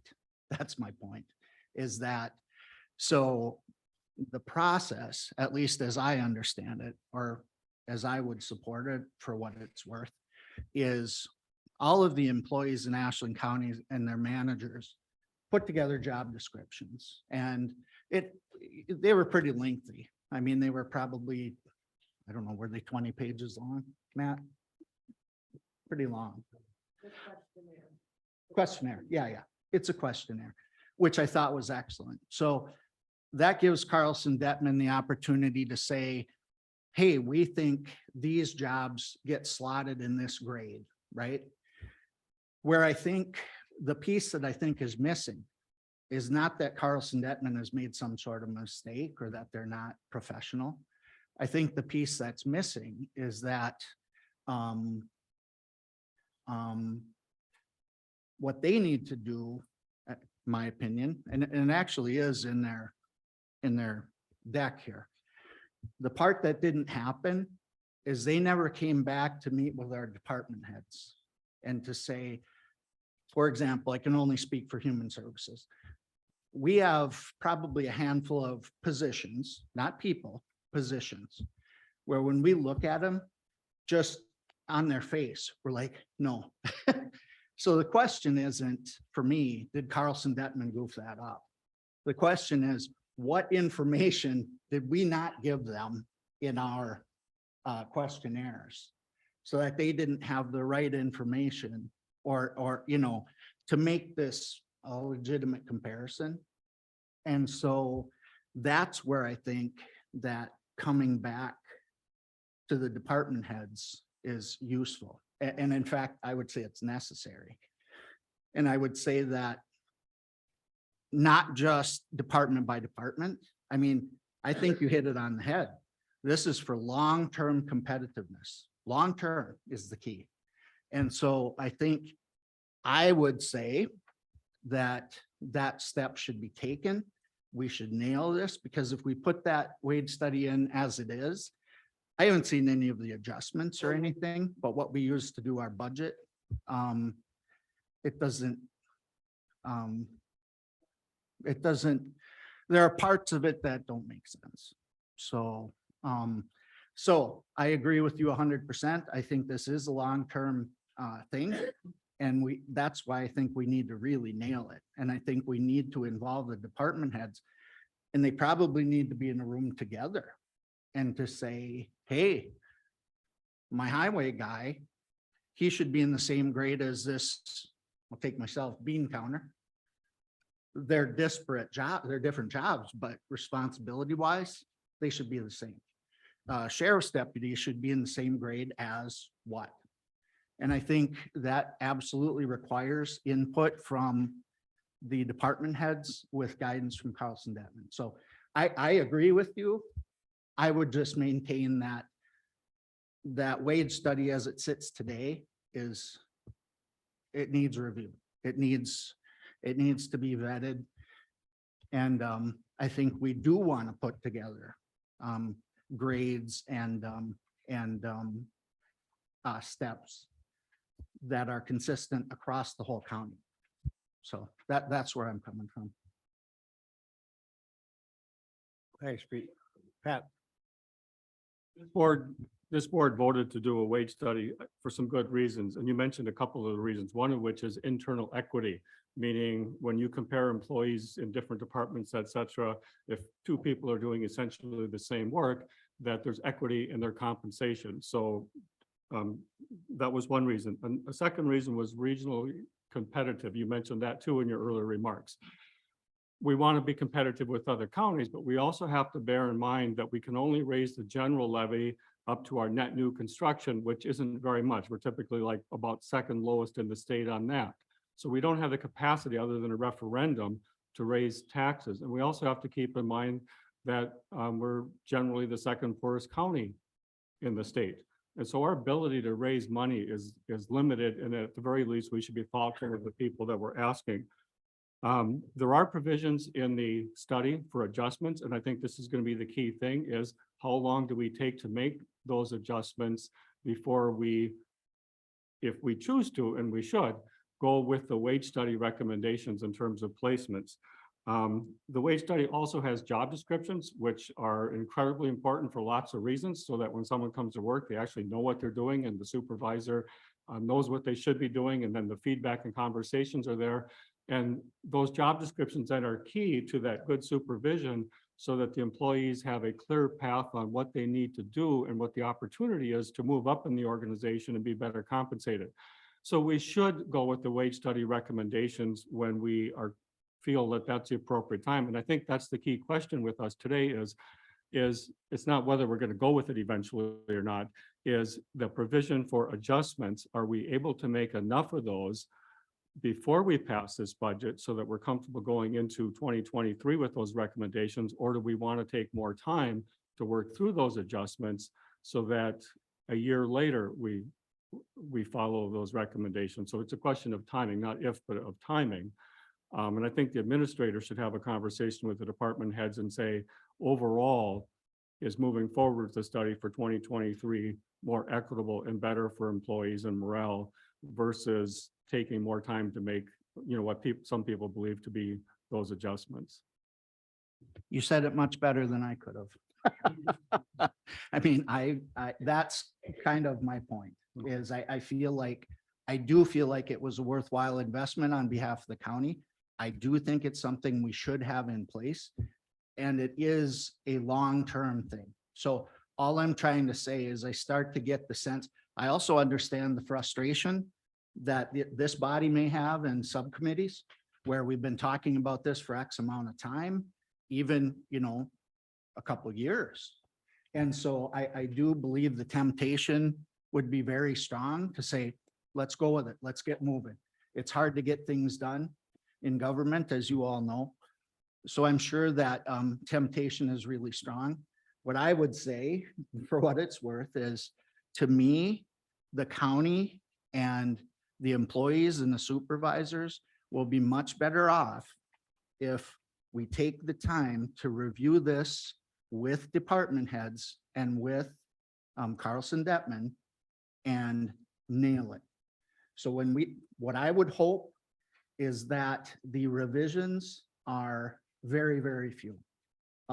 There's an appeal process, but that appeal process comes from what I understand, from what I read, comes from an employee. So an employee can say, I think my job is not graded properly and here's why. And at least that's up to the, that's up to the county administrator to Exec decide committee. how that would work. Exec committee would make that decision. Okay.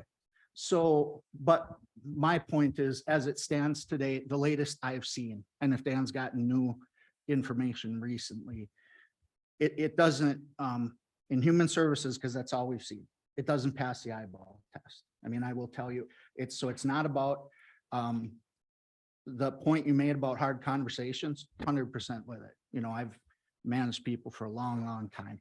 And so having hard conversations when after these jobs have been reviewed and graded, and then that employee is upset about it, that might be a hard conversation. What I'm saying is, I don't think we're there. We're not even to that point.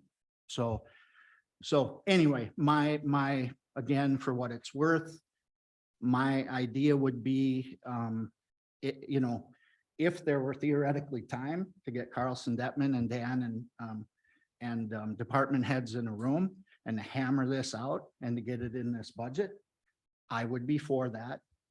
I'm a little skeptical about that, just because, you know, the wheels of everything move slowly. In lieu of that, if we didn't think we could do it, or we didn't think we could do it thoughtfully, I would maintain, let's go with some sort of a flattish raise, like Dan was just proposing for one of the options. Now, we may have to address your concerns or your concerns, Bill. Maybe this last go around, if we have to go that way, maybe there has to be a little, you know, interaction with the department heads if we go with a flat raise. I don't know what that answer would be. What I'm saying though is this is a big opportunity. And I think if we implement this wrong, we're asking for problems for a couple years at least. That's all. Pat?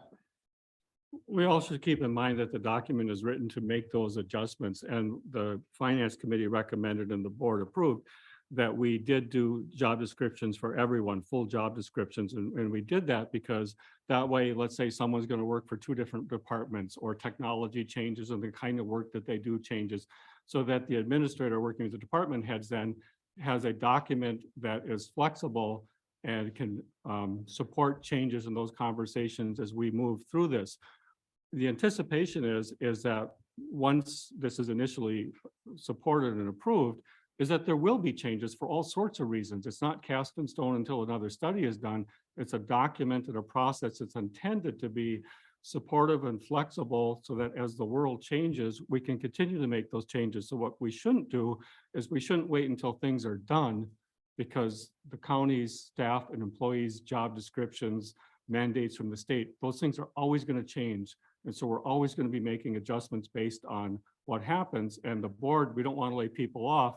So one of the things that the board has, you know, asked our administrators to do is, if there's opportunities to do job sharing, look at doing that. So we've got all those job descriptions. So we always have to be flexible. It's never going to be done. It's a question of when we say yes to this. I don't disagree. My point is though, where it stands today, the last information I saw for human services, you talk about job descriptions, those are in place. That's true. There are job descriptions that are misgraded. They're misgraded.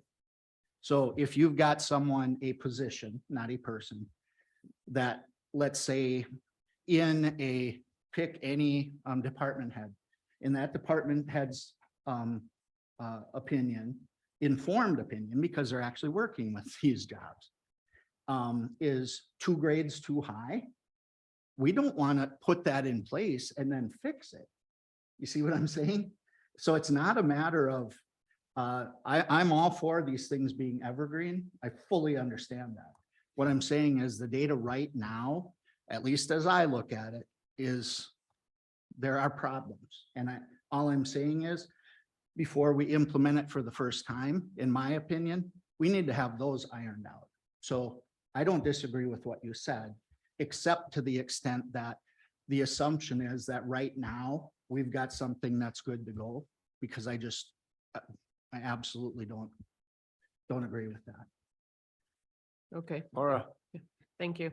And that was the concern, is that Pete not only saw some things that were lower than what they needed to be, but there were some that were higher than they needed to be. So I don't know what the translation in there was. My thought was, when we went through this, that there was going to be that last little roundabout to make sure, because as we look at it, if I don't know, say somebody CPS, just pulling something out of my head. If that is miscategorized above some other worker, then it's the positions that need to move, not the people, not the individuals, but if the position requires more, because as we go through this, it should be the secretary and administrator for the court, or whether it's extension or whatever, should have the same amount of categories for that. But if you miscategorize that an administrator above one of the actual workers, then we have an issue. And I don't know if it's because some of those job descriptions are the combination things. That's a department head piece with a little bit of input, but it's not. This thing needs to be set correctly as we go forward, and that part, not Bob has more experience, because then that's where the department head says, okay, we need to adjust this person because he has more experience. Again, thank you for coming here and speaking. I asked these questions and they came up, but they didn't really become answers. And I agree 100% is that this was a starting point. This went out once we approved it to the division heads. The division heads then had the opportunity to meet with administration or meet with others to decide, and then that would come forth to the executive committee. That was what I was told in the meeting when I approved it, to say there would be that ability at some point. Not everyone's going to get reassessed, but there would be a little bit of that. Sounds like that didn't really happen, and it's in the midst of happening, but I agree. I think there needs to be that. Are we going to agree with everything you say or with what Matt says? I doubt that, right? And we're not here to do that. We're here to listen and to try to make educated decisions. But I was under the impression that the division heads would have an opportunity to look at the grades, make sure that they were somewhat in agreement, and then that would be kind of, if they didn't agree, there would be an appeals process, but I don't know that that's happening. Bill. Yesterday, the highway committee met and we talked about this wage study. The employees don't know, as far as I know, they don't have a clue what their salaries are going to be. And the highway commissioner, we talked about it a half an hour. And he explained why he can't go along with this wage study. The qualifications of the employees, the wage study doesn't really know, they put them in categories. So after talking, let's say for half an hour and following the recommendations of the highway committee commissioner, we just didn't pass the buck and say, we're going to let the finance committee decide it. We actually listened to his arguments why these people deserve more money. And, we took into account that. And so after listening to his thing, we passed it that it goes to the finance committee. If you look at the last county board meeting, you look at the list of people that left, a huge amount. And what they were was a lot of qualified people that really knew their job, but they're offering $3-4 more an hour. Why would you not take it? And what the thing is, we, as the highway committee, I hope I'm speaking for everybody, that we felt that it's worth giving them more money to maintain the quality of the highway department as far as the workers.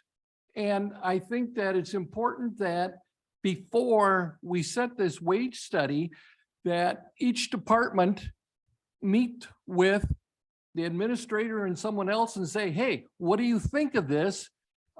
Because we don't want to lose some of the employees that are really qualified.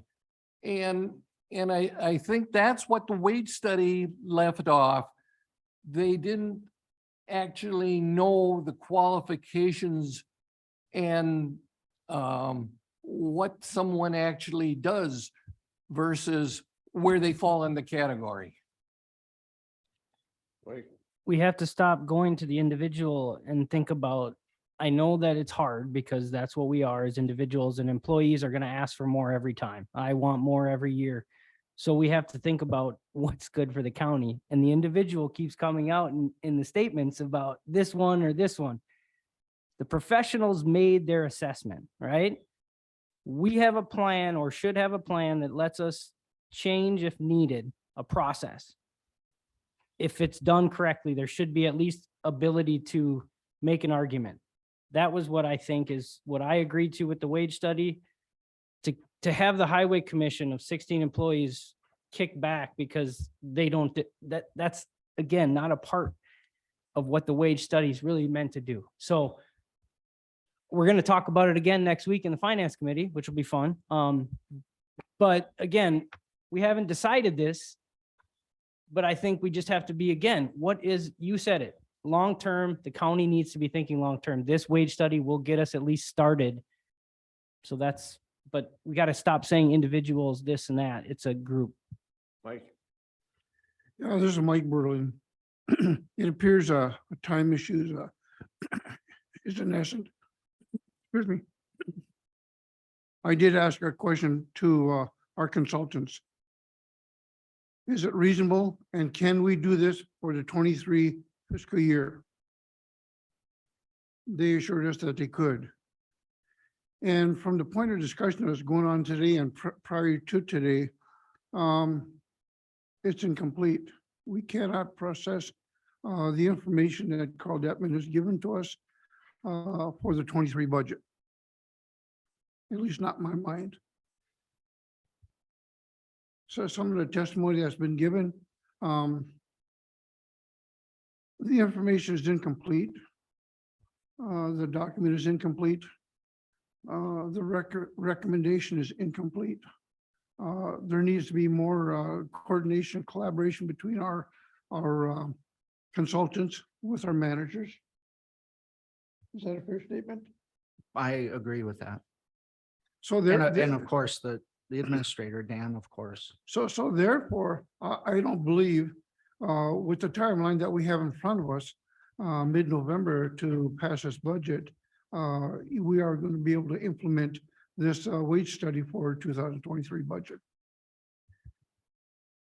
With that being said, I would be in support of what we've directed our managers to do with develop a budget for 8.3% for 23 and go along with that This is just budget for discussion. fiscal year 23. Thank you. Kathy? I kind of agree with Mike Berlin, but one thing, when we got our agendas in the mail, it was amended because the company didn't have their report ready yet. So how can you pass something if it's not ready from the people who are compiling all this information? They amended the thing to take them off because they weren't ready to do their report. This is a discussion item. What? This is a discussion item. Well, that's what I mean. I'm discussing. That's why We're the, not passing anything. no, I didn't say that, but You did. the report isn't ready yet. So how can you move forward if it isn't completed? I apologize if I didn't say it right, but I think you understand. Laura? I think the last loop in this can be completed before this. All of the department heads have looked at this. They know which positions that, okay, no, excuse me. The department heads have been looking at this. There's still time in between the 15th and now. I think there's a couple of weeks, this can be got together. We can have a finance meeting whenever we need to. We need to get the base right, so that way we can have a continued, everybody keeps saying it's not enough money. At a certain point, when our county board can't make decisions, it makes employees not feel secure. Every time we do this, like Blake had said, back and forth and back and forth and back and forth. Here, we're trying to fix something that would be something easier for finance to budget for, to be able to plan for. And everybody's like, no, we have to do this. Let's try sticking with something. Because if we start making decisions and they're solid ones, instead of constantly back guessing ourselves and passing it back and forth, then maybe it's not just the money. Maybe it's the uncertainty of what the board's going to do sometimes, because I've heard it from different employees. They never know what we're going to do. So why not go to a place where they don't have to worry about that? It's not always money. Yes, we want to pay them all really, really, really well. We're doing the best we can with what money we have. But let's try giving consistency also. So let's try to get this process together and lock it in. And then we have the department heads can do what they need to do in their part too. But let's not, it's all right, baby out with bathwater. Let's just throw it all out because we can't do that because this isn't gonna work. We haven't even tried it. Every other company in the world does this kind of stuff and it gives people security, knowing they can look at a job, see what the different scales are, and that they can have a future and look forward to what that is because it's down on paper. Pat? I'm gonna say a couple things. I hope nobody takes it the wrong way. This is just me and my life experience. As an employee, I was through wage studies a number of times. Not everybody's happy with the outcome. And we certainly weren't part of the process of, giving input and hear that discussion. We just got the results of that. My feeling is the administrator should be working with the department heads in meetings without the board there. They should be discussing and working through these issues. I do agree with Supervisor Negro that if there are people that are high on the scale, those should be a priority in addressing, because you don't want to come back later and say, oh, you should be bumped down. I think it's easier to bump someone up. But our job is to direct the administrator. We directed him to do a wage study. His job is to work with department heads, work through this the best they can. I think we all knew that not everybody was going to be happy with this. And when Supervisor Ellison pointed out that, we're talking about individuals instead of department heads, and we're not talking about process that should involve others, in preparation what comes to the meeting, I can't echo that strongly enough. I think I'll use a word here. This is my personal feelings, but I think this creates dysfunction on how we operate, because too often the discussions are about individuals or a department that's the loudest.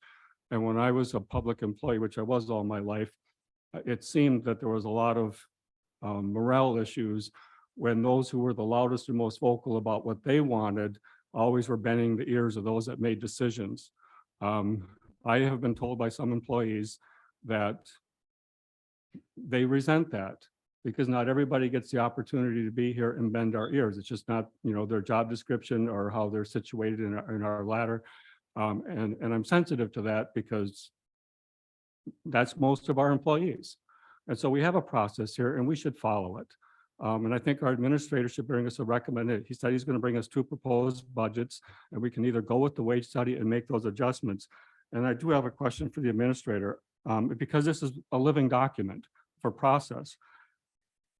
If we pass the study as our budget going forward, and we find there are employees either through a review that their wages should go up, or because they met the criteria for their wages to go up during the year, and you mentioned a contingency fund with some of what you were recommending we do a bit ago. Do we have money that we can make those adjustments in the budget going forward so that employees aren't stuck with, oh, I can't get a raise next year because it's not in the budget? We need to have a contingency fund for those who should be moved higher as they're reviewed or as they earn those adjustments higher through their performance. Well, yes, you could use contingency for that.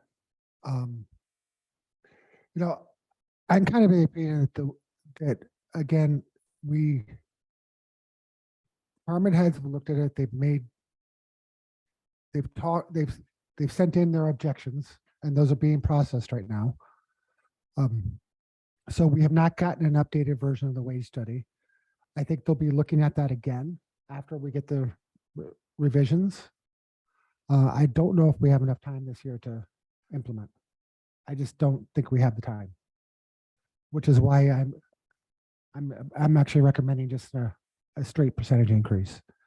I think you're right that we need to look at this more closely. I mean, we need to make sure that it's done correctly. There's time for that, but I think there's going to be a lot of back and forth and looking at this stuff closely so we can peg people in the right spots.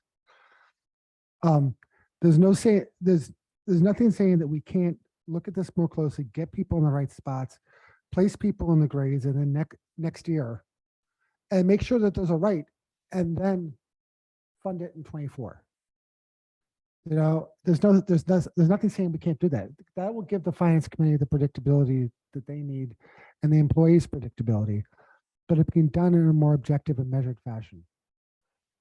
I know there's a lot of board members here who are hesitant to implement this year. I know there's a lot of employees that are hesitant to implement this year. I think we need to be diligent in finding where we're going to get the money to continue it. That's where my real problem lies. Where are we going to get the money to keep it going? Because if we take from contingency, that's a 1-year fix. If we take from ARPA, that's a 1-year fix. If we take from the money I'm going to be talking about in the next agenda item, again, that's a 1-year fix. We had the carbon credit money out there, but that slowly declines. So it's not something we can count on to continue us moving us forward. I think that's the challenge we're looking at here, is how do we continue moving it forward? And, we can do what we're doing right now and continue to move forward, but we can't, if we're going to commit to increases constantly, I don't know if we're going to be able to afford that in 5 years, unless the state changes something with levy limits, or it gives us guarantees more shared revenue, or does something, because the money's drying up. I said it earlier. Our levy increase this year was $744. Well, that's for next year. For this current budget year was $700. It doesn't really matter how much net new construction we give. The formula they use at the DOR just drops it out to nothing. So, going forward, in order to keep funding things moving forward, it's going to be more cutting. There you go. And that's really the problem.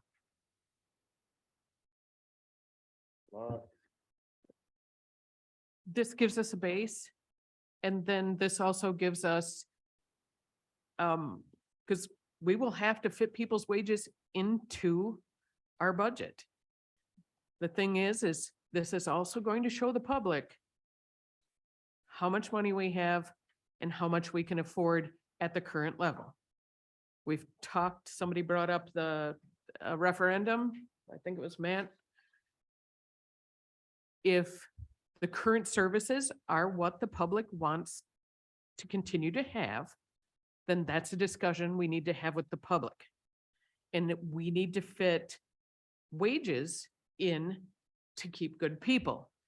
But in the mix there's either going to have to be more money, referendum, or less services that fit inside what we have, because we can't keep out of spending our means. So that's where we are. And this is what the discussion we had in finance last time.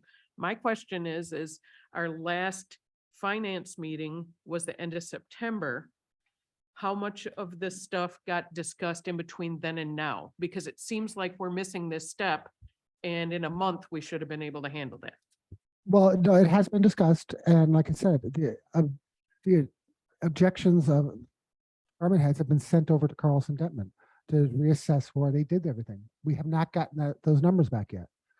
Hopefully we get them this week.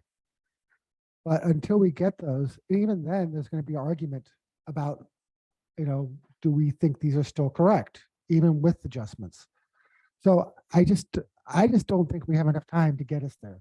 Literally, our drop dead date is the end of the month, because we have to publish in the newspaper 15 days before we vote on the budget. So November 15th is the statutory date for annual meetings. The first Tuesday after the second Monday of November is when you're supposed to have your annual meeting. So that's when we will be doing the budget.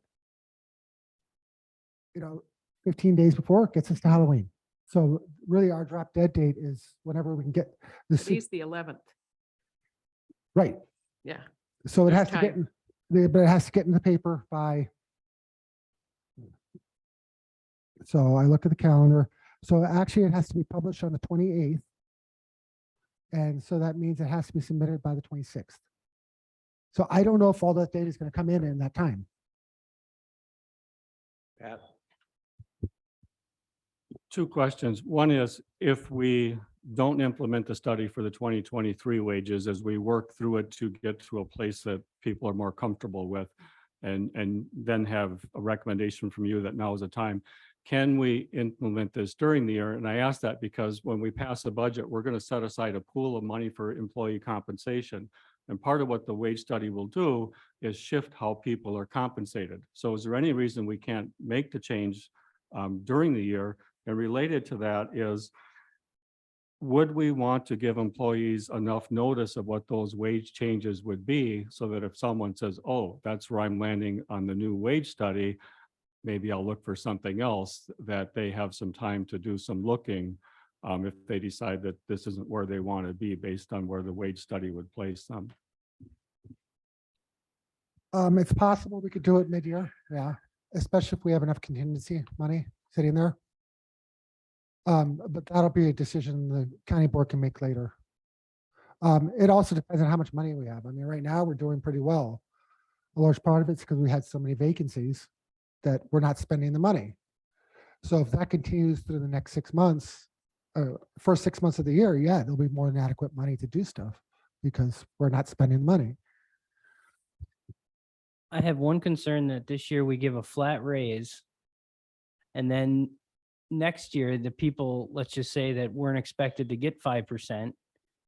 Now they're gonna be above the rate that the contract, like they put them in. And so now we're locked into higher employee costs because everybody got the 5% or Right. 8.6. So I'm just saying, like, there's gonna be negative long-term wage impacts if we give a flat and then institute the wage study. Right, because nobody would get a wage decrease. I mean, let's be honest, that'd be telling people to quit. So yeah, that's gonna happen.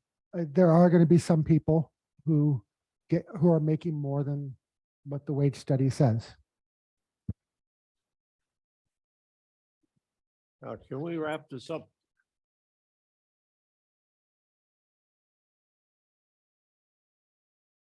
Any more discussion? I think we've pretty well hashed this over.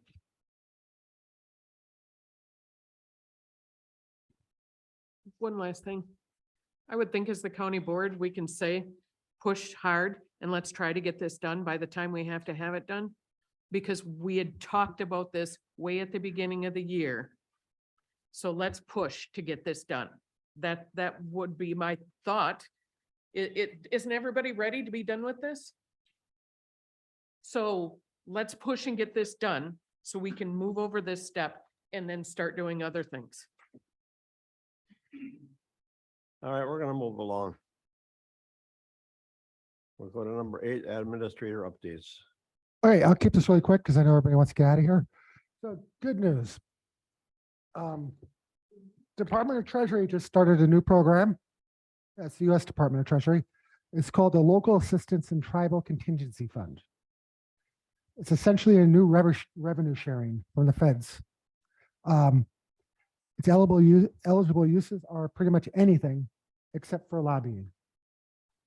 So we can use it for construction, we can use it for payroll, we can use it for all sorts of stuff. You know, there's a time period where Davis-Bacon is waived. There's a time period where national environmental policy doesn't apply. And what it is essentially a pilot payment. So a payment in lieu of taxes for federal property in the county. They also took into account average wages, poverty rate, et cetera, for over the last 20 years. So to make a long story short, for fiscal 22, Ashland County is getting $577,000. For fiscal 23, we're getting $577,000. I should note most counties are getting 50. The vast majority are getting 50,000. So we will have an extra $1.14 million over the next 2 years to do with whatever the county board decides. My recommendation right now is to use it, hold on to it and use it for one-time expenses that come up.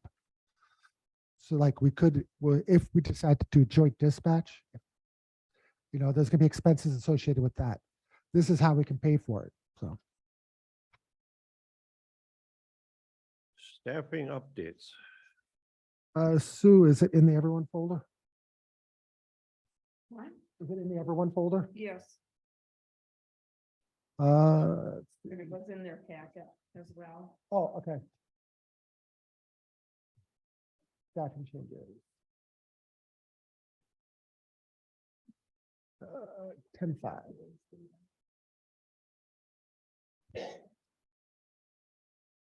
So. Share screen. Okay, so. We've had some lateral moving around, and then some resignations. As stated earlier, Pete Hurley is decided to do other things with his life, so Amber Erickson replaced him. So Matt is currently recruiting people for that job. We've had Melanie Connors, we talked about earlier, I think last meeting. But a couple other changes in HHS. Sheriff's Department has been running through correctional officers consistently. So Alvia Heller is another lateral transfer. Matt was able to hire his summertime help to full-time. In land conservation, that's an LTE position. It's fully funded. It'll be for a year and a half. Circuit Court Circuit Court's hired a new part-time person. And then finally, Ashley Stone, who represents District 13, has resigned. So, and a notice will be in Friday's paper for the replacement. And I know there are several supervisors polling people to see who will take that seat. So hopefully we'll get an appointment up to the board as soon as possible for that. And the new person will serve on land conservation and PPLE. This is kind of a general question, but could we possibly invite Chairman Wiggins to maybe a county board meeting? If Yes, we can most certainly invite Chairman Wiggins. just to give us an update, there's a large project that they've got $8+ million currently sitting in to build a pool/gym that's going on, and it would be helpful just to hear all the Yeah. things going on within the tribe. Yeah, they actually have several things going on there. So. But yeah, I can certainly invite them. Is that it, Dan? Yeah. Okay, County Board Supervisor updates. Anybody got anything? Matt? Yeah, I'd like to speak out to some of the interruptions that happened during our board meetings. There needs to be clear, direction to people. We have members that are here witnessing the board that speak out at will. And that's a distraction and that needs to stop.